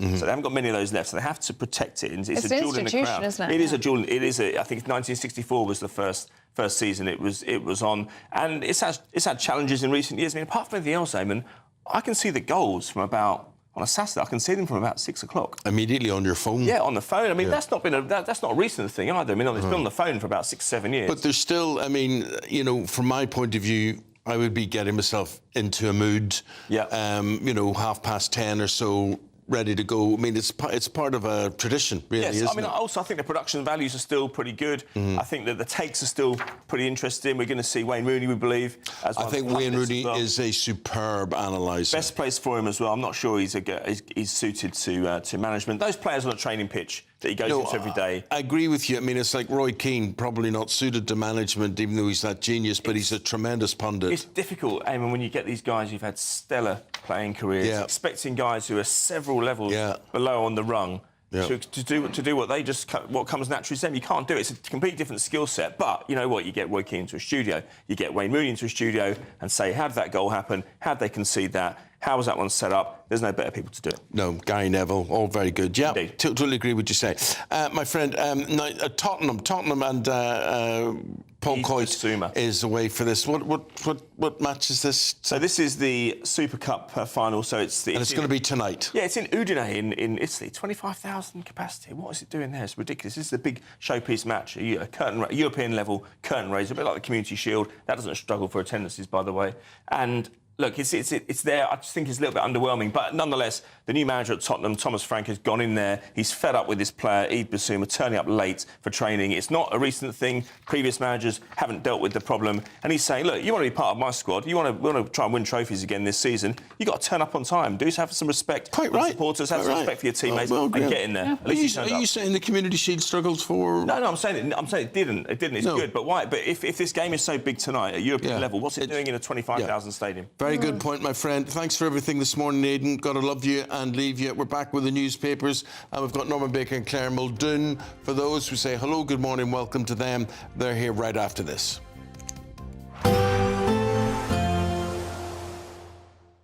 Dinner under the stars tonight? That reminds me of our travel insurance. You mean All Clear Skies? All Clear Travel Insurance sponsors GB News Travel Destinations Forecast.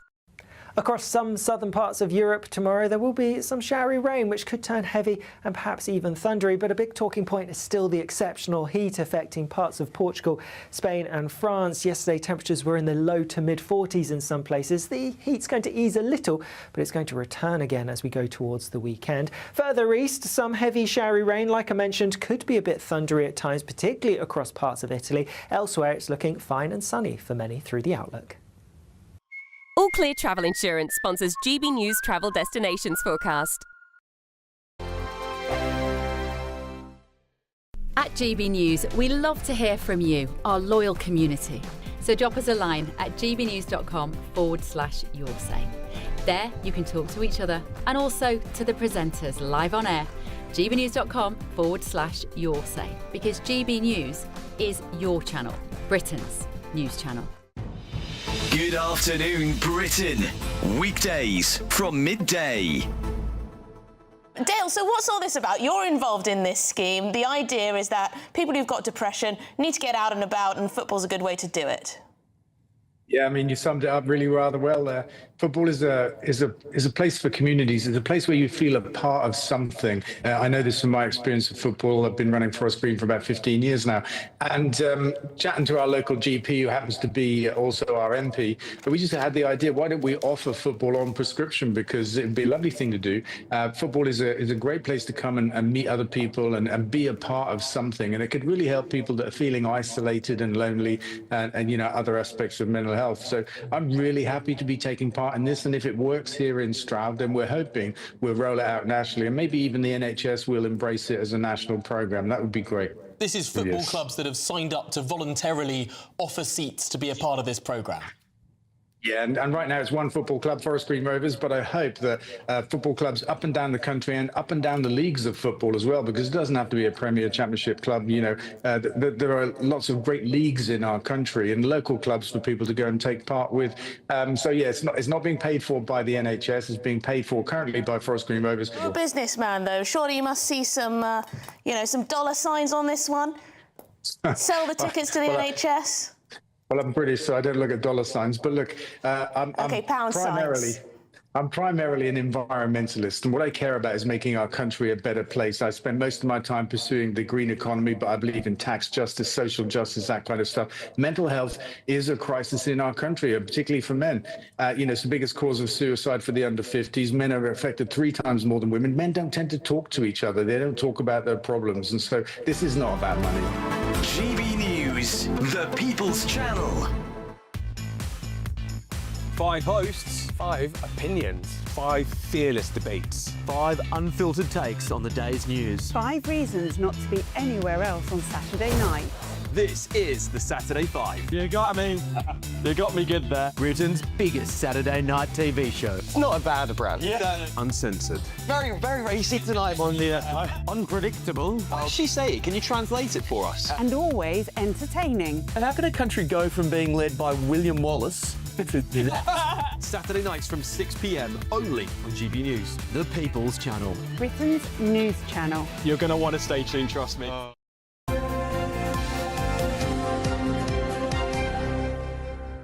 I always notice when I watch American TV programmes that if it goes to a police commissioner's office or a mayor's office or whatever it is, there will be a portrait behind them of the president. Do we get pictures of the Prime Minister or the Sovereign or whatever in British institutions? We do in some places. Norman Baker's now going to tell us what the row about this one is. Norman. Oliver Dowden, when he was a minister, to mark Charles coming to the throne, offered all public bodies a portrait of Charles. So, a freebie. You were given a freebie if you're a public body. And 46,000 public bodies have refused to take one, or at least not taken one. And only 3% of hospitals, 7% of universities, and only 1 in 4 churches. So that's an interesting aspect on how Britain feels about these sorts of things. However, the story I wanted to bring out of this was that The Guardian has asked for reasons, and not asked for reasons, has asked for details of who has accepted these portraits and who hasn't, which is a perfectly reasonable question for public money. Indeed. And they're refusing to answer. They've said that it would be likely to trigger questions about why certain organisations have requested a portrait and, by extension, why others did not, which seemed to me a pretty useless answer to give to The Guardian. It also said to be an actionable answer, because that is what we would think. Well, I don't know. Why would they not want it? Why would you not want it? Why could you possibly, if you're a public body, why wouldn't you? If you offered a picture of Queen Elizabeth II, for instance, I think probably more people would... I think there's a number of it. I think the number of it is people would have had the portrait of the Queen, but not the portrait of Charles. But they say it's an actionable breach of confidence to give the information out. What absolute nonsense. Nonsense. Do we not believe in freedom of information in this country? I think to frame it another way, though, I think it would actually give rise to having a discussion about the monarchy. That's what they don't want that's to. the key, because but public Claire, opinion isn't as behind King Charles. If the king said to the same council, for instance, I'm going to turn up in your borough and would you get a few people out on the balcony to wave flags at me, they would have no difficulty in that. So what's the difference of having a portrait of someone in the office? I mean, in Belfast, we've got, the City Hall commissions painted portraits of previous Lord Mayors who will get a year in tenure for this. Who cares? Yes. Who cares? They go back to 1785 or whatever it happens to be, and they must cost a fortune. Yeah, So, I think as well, to have a portrait up of somebody is because they are legendary or iconic. So, I mean, Queen Elizabeth reigned for over 70 years. So, I mean, if you go walk into any town hall now, you're likely to see a portrait of her, whereas King Charles has only been monarch for a matter of years. That's what I'm saying, why is America so proud of its leaders that no matter who it is and for what period... But they have flags too, American flags, whereas we don't have flags very much. It's a culture thing, maybe. Culture thing. Yeah, because we don't have flags anywhere, really. Maybe flags? we don't really have. You ever flags been to anywhere. Northern Ireland, have you? Oh, well, in Northern Ireland you would. But in certain parts. Yeah, but not so much here. I mean, over the odd town hall you might get a Union flag. Well, it's down to patriotism, which is something Angela Rayner's picked up on as well. We're just not a patriotic country anymore. Claire, what do you want to talk about? Oh, my goodness me, please, indulge me. Indulge me. Indulge me, Eamonn, indulge me. Come on, I'm blocked by her on Twitter. I just can't stand the woman. And now it's affecting... She might be coming down to London to live. My goodness me. I think the whole of Scotland were wanting her, at least more than 50% of. We're wanting her to move before she actually stopped being the First Minister of Scotland. She's got a new book out. Did we know that? She's been busy, hasn't she? Have you not heard? My goodness me. What's it called? It's called Frankly. And frankly, I don't give a damn, because it's really preposterous. This woman was given an advance of £300,000 to write what's reported to be, from what I can glean, an absolute load of rubbish. She's not addressed anything. For her to get £300,000 for a book in this day and age is a superb deal. They'll never get that back. I would say they'd never get that back. So, wow, that's incredible. They'd be very lucky if they got 100,000 of that back. Very lucky. David Cameron got 800,000 for his book, which no one's ever read. Yeah. These are mad decisions by publishers. How can a former First Minister who spent her entire political career campaigning for Scottish independence then want to move to England? Yeah, exactly. Exactly. Well, this shows how shallow she is. And this shows, again, the shallowness that she led that country for what, 16 years she was First Minister? All the Tata Steel, the ferries, the education, sawing doors off during COVID. Everything was just ridiculous. Now she comes out as being non-binary. You're not a fan, then? I am so not a fan. In fact, one of our viewers messaged me in today and saying, oh, wonder if you're going to get the book then. No is the answer. Okay. Now, Claire, you're hot under the collar. She is very charming, though. What? She's very charming. I walked out of this morning's studio one day. I've never met her in my life, and she was going into the loose women, which I think I could see her being a loose woman. Well, she's very loose. And is she a woman?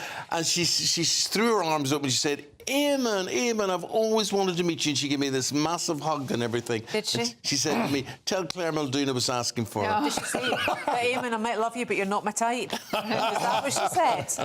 What have you got? Claire, this is going to aggravate you as well. Gen Z. Going to be taught how to make phone calls. You know what? The 6th of August, the Scottish education results came out, their higher results. Kids got into university or they didn't, right? Either way, they had to phone up through clearing to get a place. Tomorrow in England and Wales, the results are out, the A-level results are out. And back in the day, you would pick up the phone if you didn't enough, if you didn't get the results. You would bargain. You know, you would say, I'm a great person. I deserve this place. Yes, yes, yes, yes, I can do it. Often you were offered the place. Gen Z, hello. They don't even know how to say hello. It's not an Adele song. They have had to have workshops in it. Again, down to parental responsibility, I think. I think it's going to be the parents that are going to be on the phone. Take my wee Jimmy. Take my wee Jimmy cranky. Oh, dear. Well, at that point, we've got to put the phone down on you, Claire. Norman, thank you very much indeed. Thank you for today. Here's Alex with the weather.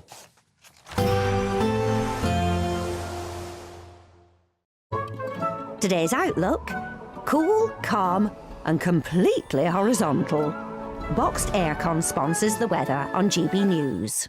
Hello again, I'm here with your latest GB News weather update, coming to you from the Met Office. For many, it is going to be another hot day, but with that, there is the risk of some showers, and some of these could turn heavy and thundery in a few places too. But starting off, and actually at the moment, there's a fair bit of cloud across parts of Wales, southern southwestern England, but a lot of this is going to burn away, and so increasing amounts of sunshine here, and for many, through the afternoon, it is a fine sunny picture. That being said, a few showers will be starting to develop, particularly across parts of Scotland, maybe in the far southeast as well. It is going to be hot again in the sunshine, though the highest temperatures will be confined to more eastern parts where we're looking at highs in the low, possibly mid-30s for some.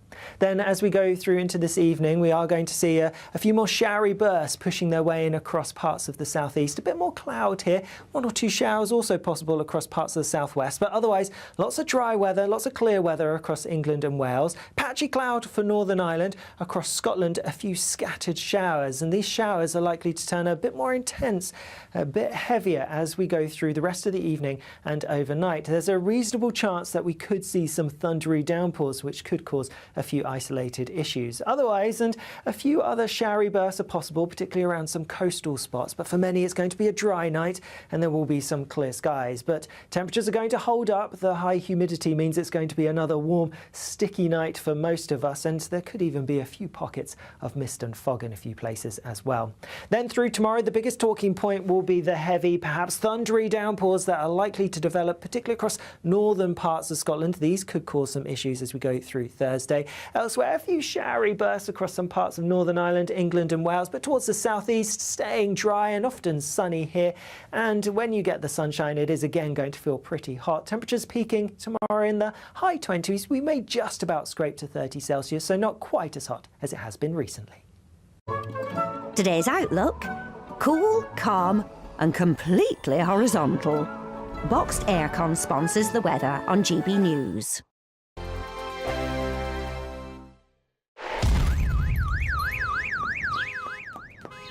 Crash Law 24 sponsors GB News Traffic and Travel Report. Good morning, this is the latest AI travel news from gbnews.com. The M4 eastbound is closed for inspections between junctions 46 and 45, with diversions in place. The M6 southbound in Warrington faces 30-minute delays due to a collision between junctions 21 and 20. In Hertfordshire, a vehicle fire has closed all lanes on the A1M northbound entry slip road at junction 7. The A2070 southbound in Kent is closed after an incident, with delays expected until 10:30 this morning. And on the trains, northern buses are replacing trains between Sellafield and Whitehaven. For more travel news, go to gbnews.com. Crash Law 24 sponsors GB News Traffic and Travel Report.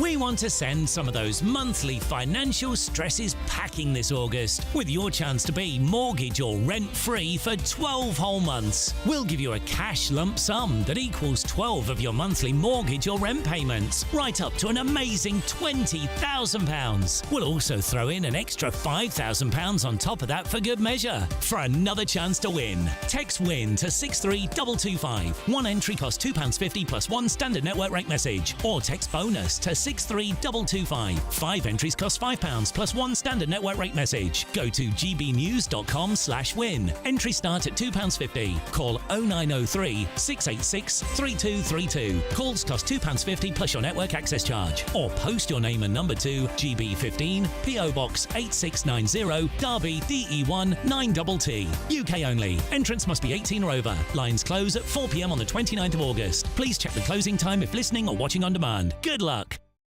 Westminster's full of talk, but out here, it's the real world. Am I allowed to talk now? No, that's it. This is where it matters, real people and real lives. That's what politics is all about. The fact that Trump made a good start, no. Straight answers, no spin, and just a couple of pints. How many fingers have I got up? About 10. So join me for Lee Anderson's Real World every Friday at 7 p.m. only on GB News. The People's Channel, Britain's news channel. You want to know what's really going on in the corridors of power? Labour don't know what to do with you half the time, and that makes you quite lethal in the chamber. Get behind the headlines with Chopper's Political Podcast. Join me, Christopher Hope, as I sit down with the great and the good of British politics. We'll see where this ruling takes us. These are the stories shaping our nation. Chopper's Political Podcast, available now on all platforms. Listen in and stay ahead.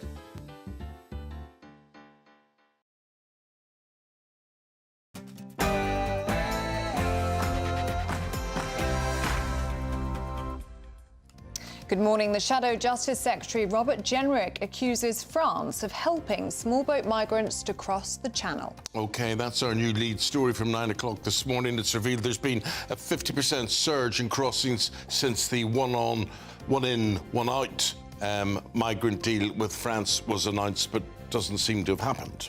So, the question this morning, is France taking Britain for a fool? We're live in Dover with the latest. We can tell you that the Border Force vessel Defender has just arrived. It's pea soup here, thick fog at Dover Harbour, but it's just arrived with one migrant boatload currently unloading in the harbour below. Thank you, Mark. With Mark shortly live, biggest shake-up to policing guidelines as police forces are told to reveal the ethnicity and the nationality of suspects charged in high-profile cases. Police forces, yes, can name the ethnicity and the identity of suspects charged, but will this affect and help deal with misinformation when attacks happen?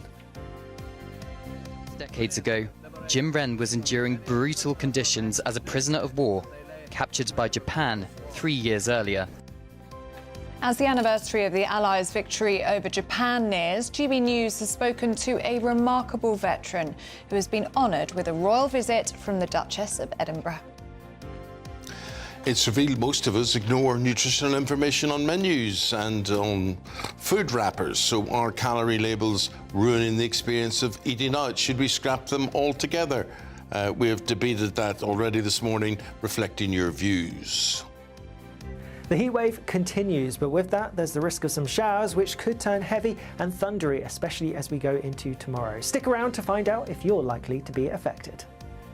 It's a Wednesday morning. A very good morning to you. I'm Eamonn Holmes. I'm Ellie Costello, and this is GB News Breakfast.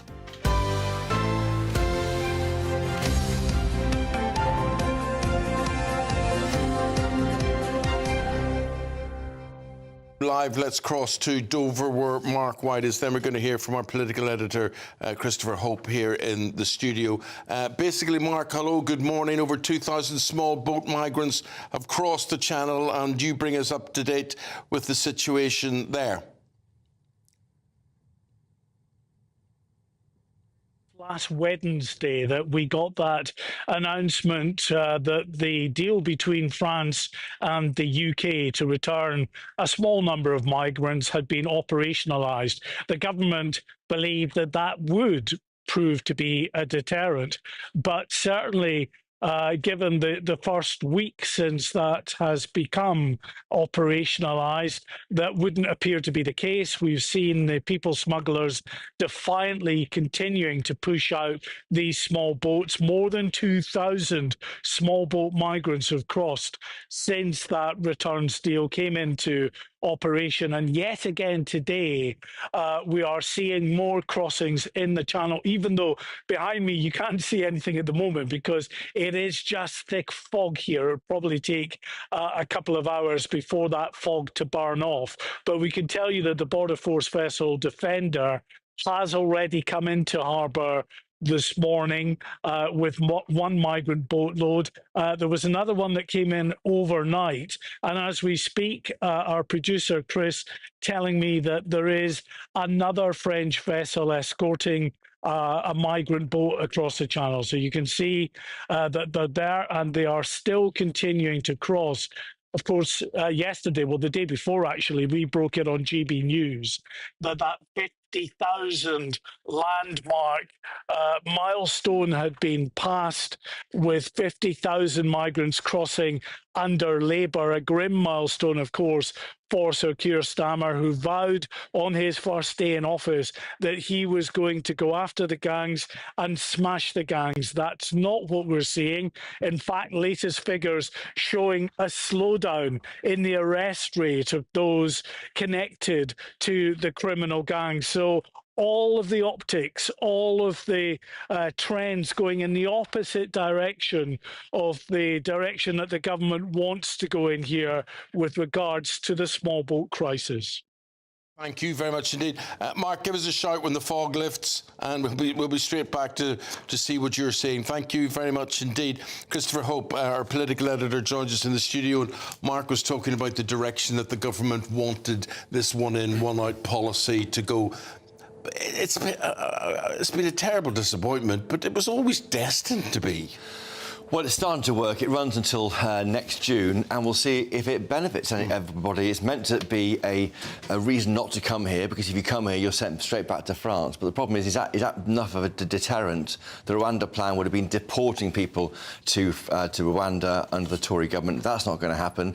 This is, to be fair to the government, this is a pilot scheme. It might get bigger, but I think we are paying for the migrants to be sent back to France. It's basically we're paying for the cost of this, and Macron is going along with it. Are France taking us for fools? Because we've sent something like, is it 700 million to France? I mean, what are we getting back for all of this? Well, yes, that's a great question. We've seen one boat being stabbed in front of the BBC TV cameras so far, and that's it. And in terms of actually seeing what the French are doing, we're not seeing not a lot of show and tell going on here, and that's what's so frustrating. But it's not in their interest to stop it, is it, the French? I mean, it's quite literally out of their hands once they're in... President Macron told us in that press conference in Northwood about a month ago that for every £1 it's costing us, it's costing them in northern France €3, so it's 3 times expensive. It's causing... Chris, I'm sorry, they say the mayors are getting stressed by all the people. If you were President Macron and I was Keir Starmer and I met you 2 weeks ago and I'm putting my tongue in your ear as you come up to Downing Street and all sorts of things, I would be picking up the phone and say, zut alors, what's going on here? Are you going to send any of these people back, or what's happening? You're such a cynic, Eamonn, but you could be right. Such a cynic. I think you could be right. I think, it's hard to know why the French don't really need to help us. They're getting a problem off their hands going to the UK. I think would he not have a relationship with Macron that he would say, look, mate, you come over here, you're making such a big thing, this is the answer to everything, this policy that we're going to have between us, we're all great friends, why aren't you doing something? Behind the scenes, that may be happening, but as far as we know, we don't know it's happening. There's no kind of tough words. It seems that we are trying to get closer to the European Union. France and Germany are the big players there, so we can't be too tough with them. It is frustrating. It is. I think across for all of Europe, migration is an issue. But I think, no question, are we getting a bang for our buck? I think so many would say not. It's the #1 issue on the doorstep. I mean, if you talk to anybody in this country, this comes out on top. The NHS, the economy, and the small boats and migration generally. We're seeing today, though, news from the police. They are going to identify the ethnicity and identity of people who are charged, not arrested, who are charged. Now, this comes after that veil of secrecy over the issue of the Southport murders last summer, and that led to those riots. And so a lot of misinformation about the nature of the attacker there, of course, and that was clarified in about October, I think, I think October, certainly photos didn't emerge until after that. So the idea of being more open and more transparent, I think, is where we're going. So that is a good thing, I think. But stop short of immigration status. No, they are going ethnicity and nationality, but yes, not on whether they're allowed to be here. But yes. Chris, we've got Dame Diana Johnson, who's the Minister of State for Crime Policing and Prevention. She's speaking on a round on behalf of the government today. We're hoping to get her in the next couple of minutes, and so that you can put some good points to her as well. So we're holding on for her. In the meantime, let's just feature our competition, the Great British Giveaway, and Ellie will explain what it is. Yeah, we've got something brilliant to share with you. This is our last winner of our last Great British Giveaway. Remember that huge cash prize of £50,000 or so? Well, it was won by Jane from Manchester, the biggest cash winner to date. And here's her lovely reaction. Jane, are you sitting down? No, I don't. I'm not believing this. Jane, You've won £54,321. Please don't joke. I just would change my life. Jane, you have won £54,321 with GB News. Congratulations. Oh my God. Do you know what? I've just been shopping and I've got £50 to last me till the 31st of August. And I was trying to work things out. Go and sit down, have a cup of tea. Yeah. Take a deep breath. That money is coming to you, all right? Oh my God, thank you so much. No, Oh, you thank deserve Jane. it. Yeah, isn't it lovely Thank to you. hear that? And you can feel the emotion in all of that one. And if you got an emotional call like that, how would you react? Well, we hope you enjoy the money, Jane. We're sure you'll enjoy every cent of it.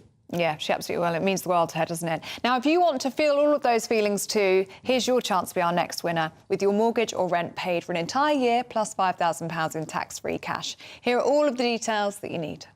We want to send some of those monthly financial stresses packing this August with your chance to be mortgage or rent-free for 12 whole months. We'll give you a cash lump sum that equals 12 of your monthly mortgage or rent payments, right up to an amazing £20,000. We'll also throw in an extra £5,000 on top of that for good measure, because why not? And if you don't have a mortgage or rent to pay, lucky you.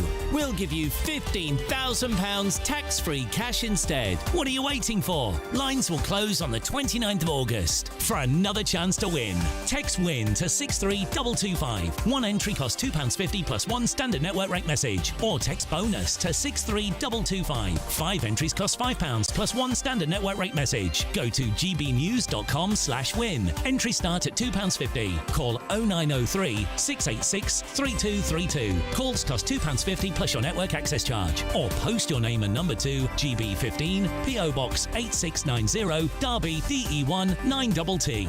UK only. Entrance must be 18 or over. Line close at 4 p.m. on the 29th of August. Please check the closing time if listening or watching on demand. Good luck. And now we can go live to Dame Diana Johnson. We say hello, good morning to you.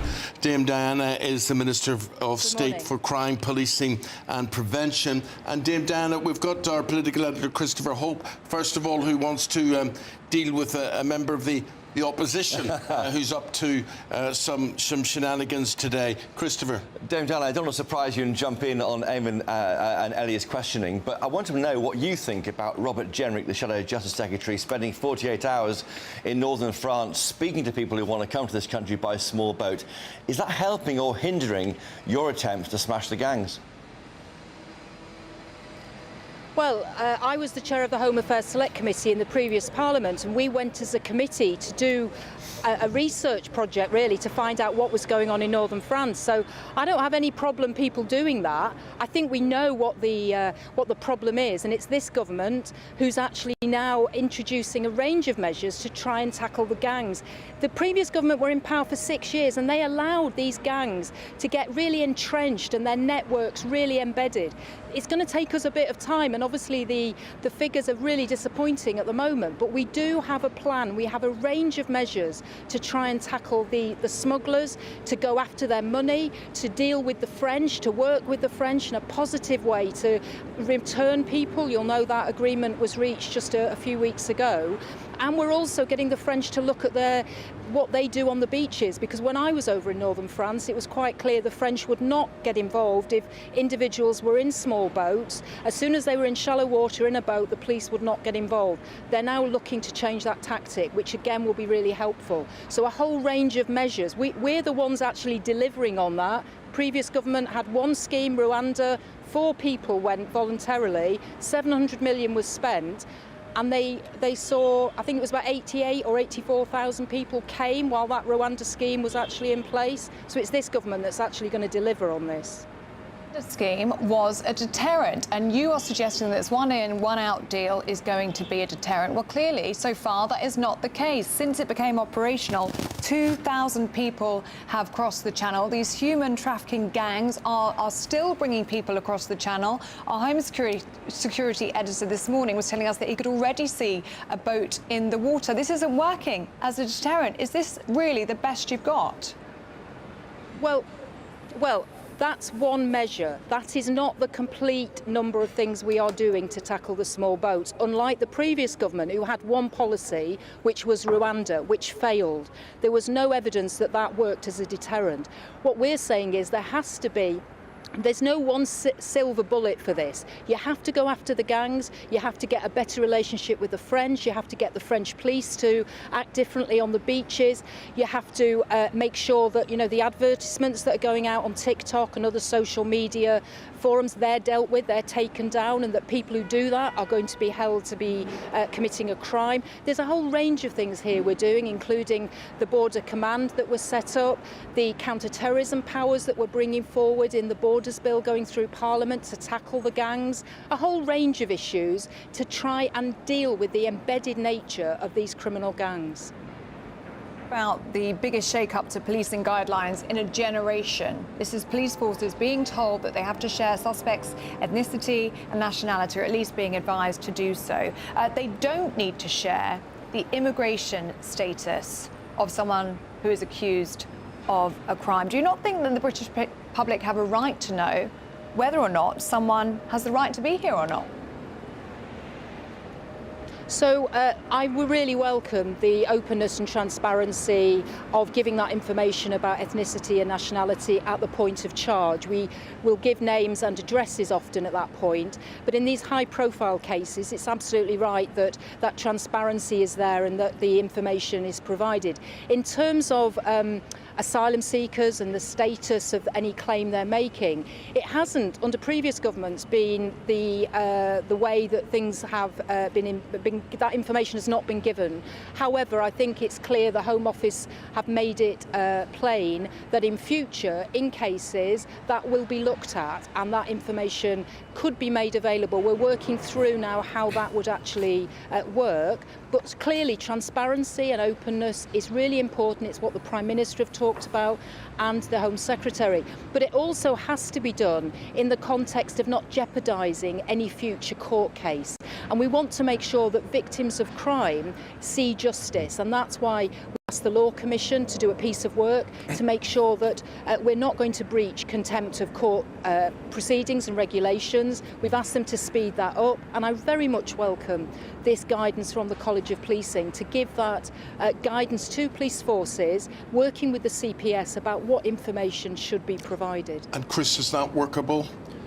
Yeah, potentially. I think it does sound right. I mean, I mentioned there the Dame Diana Johnson. You're saying there it's possible that they could be made available, the immigration status. And is this only applying to high-profile cases or all cases? Because when police don't release information, that will fuel suspicions of a cover-up again.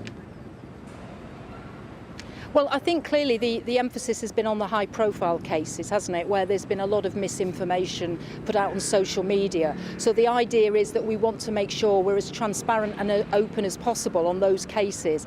Obviously, the vast majority of cases, people are not going to be looking at misinformation online about, but for those high-profile ones, we want to make sure that there is that openness. You're here to talk to us about a named and conductable neighbourhood police officer in every community. Tell us a bit more about this plan.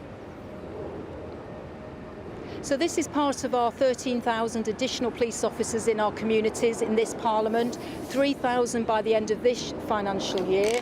We've asked police, we've given them £200 million to do that, but we've also asked them to make sure by the end of July we have named officers for each neighbourhood, and we have a commitment that they will be responding to inquiries from the public within 72 hours. Clearly, if people have an emergency, they must ring 999, but this is for those issues issues that people are concerned about in their local community, antisocial behaviour. They want to report into the police, and then the police can respond. And I'm really pleased that this is now going to happen. I had a look last night on the Humberside website to make sure that my local force was doing this, and it absolutely is, and I've got the officers' names, and I can contact them and they'll get back to me within 72 hours. Well, good luck with your initiative. Thanks for your time, Dame Diana. We've got to leave it there and let you fiddle with your earpiece just in time. Thank you very much for persevering. Thank you. Chris, really appreciate it. Thank you very much for your take on things as well. Thank you. Now, do stay with us. Still to come, we're finding out what's coming up in Britain's newsroom with Andrew Pearce and Miriam Cates. That's coming up at 9:30.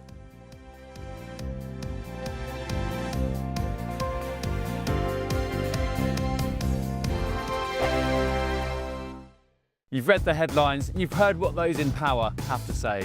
How about now we actually get to the truth? They would pay attention. We go beyond the political theatre and tell you what's really going on behind the scenes. For a massive council tax hike, one of the biggest in the UK. Others follow their lines, but we go off script. You sound like a broken record, just like week after week. Cutting through the narratives and giving you unique perspectives. That's Ben Leo tonight, Saturdays and Sundays from 9 p.m. on GB News, Britain's news channel. Exciting news. Every Friday, my Patrick Christie's Tonight Show is going to have a twist to it. We're welcoming some special guests. You. That's right, on Fridays I'm going to be doing my show in front of a live studio audience because this show is about you and what you have to say. It's going to be the same big debates, same big topics, same big opinions. But every Friday night at 9 p.m, you are invited to come on down to Patrick Christie's Tonight to be a part of the action. Only on GB News, the People's Channel, Britain's news channel. Hi, I'm Michelle Dewberry, and my show is your opportunity to cut through all the noise and dive in headfirst to some robust debates. Ideas clash. Situation, isn't it? No, Because the failure is... You're deliberately avoiding my point. Nothing's held back. And if you think this is the end of it, wait for more. And we do not shy away from the difficult stuff. Sometimes I want to shake people and say, if only you understood. So join me on Jubes & Co weeknights at 6 p.m, only on GB News, Britain's news channel. Good Afternoon Britain isn't just about us. The wonderful thing about this programme is it's about everyone watching. It's an interactive programme. Well, there absolutely is something to see here, and we're going to be talking about it more. Whether it's breaking royal news, please bring us up to date, or indeed a particularly punchy speech in the House of Commons. Very, very curious. We bring it to you live, and then we bring you live reaction as well. That's Good Afternoon Britain, weekdays from midday. Only on GB News, the People's Channel, Britain's news channel. In the GB Newsroom, we bring you the news as it happens. With our team of dedicated journalists across the UK, we're ready to keep you up to date with what's happening every half an hour, every single day. Bulletins here on GB News, the People's Channel, Britain's news channel. This is Britain's Newsroom, where your voice matters. It's just astonishing. With expert analysis and honest opinion, we don't just keep you informed. We bring you unique perspectives you won't see anywhere else. Can't argue with any of that. When the news happens, it happens here. On Britain's Newsroom, weekdays from 9:30 a.m. Only on GB News. Britain was once the envy of the world. But look around. A nation that no longer knows what it is or where it's going. A country that's broken. How do we fix Britain? How do we bring it back? Friday night with Matt Goodwin at 8 p.m, only on GB News.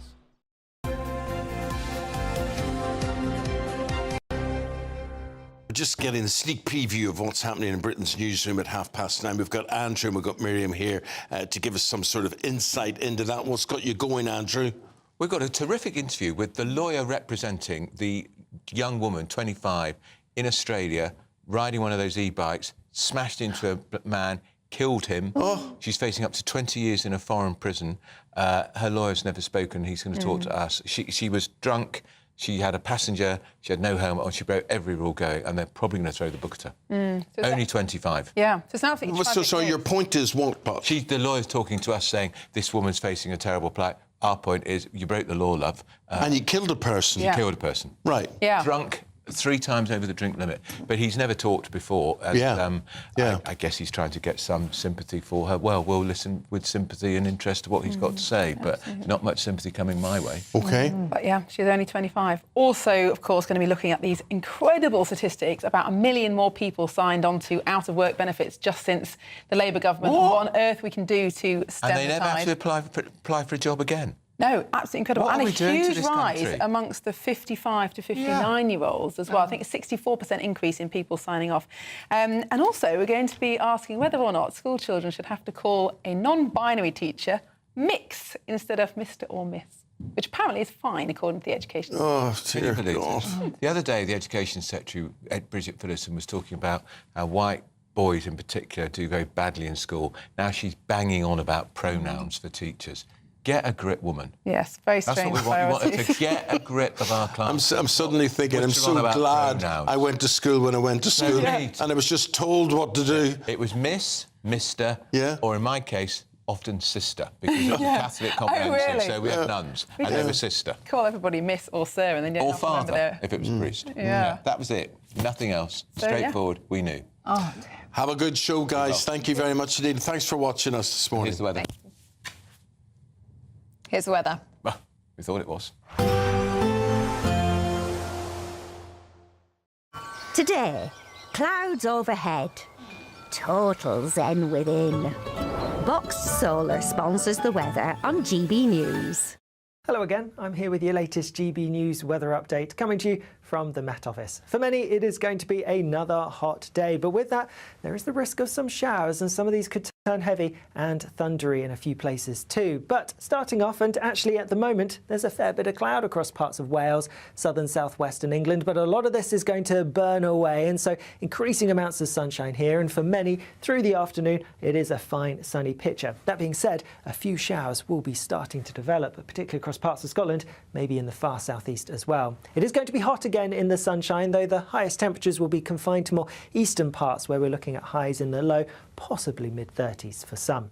Then as we go through into this evening, we are going to see a few more showery bursts pushing their way in across parts of the southeast. A bit more cloud here, 1 or 2 showers also possible across parts of the southwest, but otherwise lots of dry weather, lots of clear weather across England and Wales. Patchy cloud for Northern Ireland. Across Scotland, a few scattered showers, and these showers are likely to turn a bit more intense, a bit heavier as we go through the rest of the evening and overnight. There's a reasonable chance that we could see some thundery downpours, which could cause a few isolated issues. Otherwise, and a few other showery bursts are possible, particularly around some coastal spots. But for many, it's going to be a dry night, and there will be some clear skies. But temperatures are going to hold up. The high humidity means it's going to be another warm, sticky night for most of us, and there could even be a few pockets of mist and fog in a few places as well. Then through tomorrow, the biggest talking point will be the heavy, perhaps thundery downpours that are likely to develop, particularly across northern parts of Scotland. These could cause some issues as we go through Thursday. Elsewhere, a few showery bursts across some parts of Northern Ireland, England and Wales, but towards the southeast, staying dry and often sunny here. And when you get the sunshine, it is again going to feel pretty hot. Temperatures peaking tomorrow in the high 20s. We may just about scrape to 30 Celsius, so not quite as hot as it has been recently. Today, clouds overhead, total zen within. Box Solar sponsors the weather on GB News.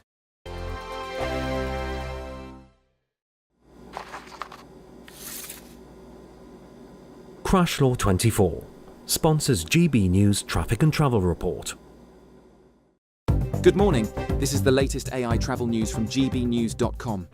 Today, the M4 eastbound from junction 46 Llangefferlac to 45 Ynys-Forgan is closed for planned maintenance, with diversions.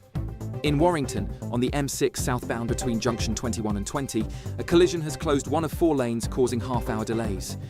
Hertfordshire faces disruptions with a vehicle fire on the A1M northbound entry slip at junction 7, closing all lanes.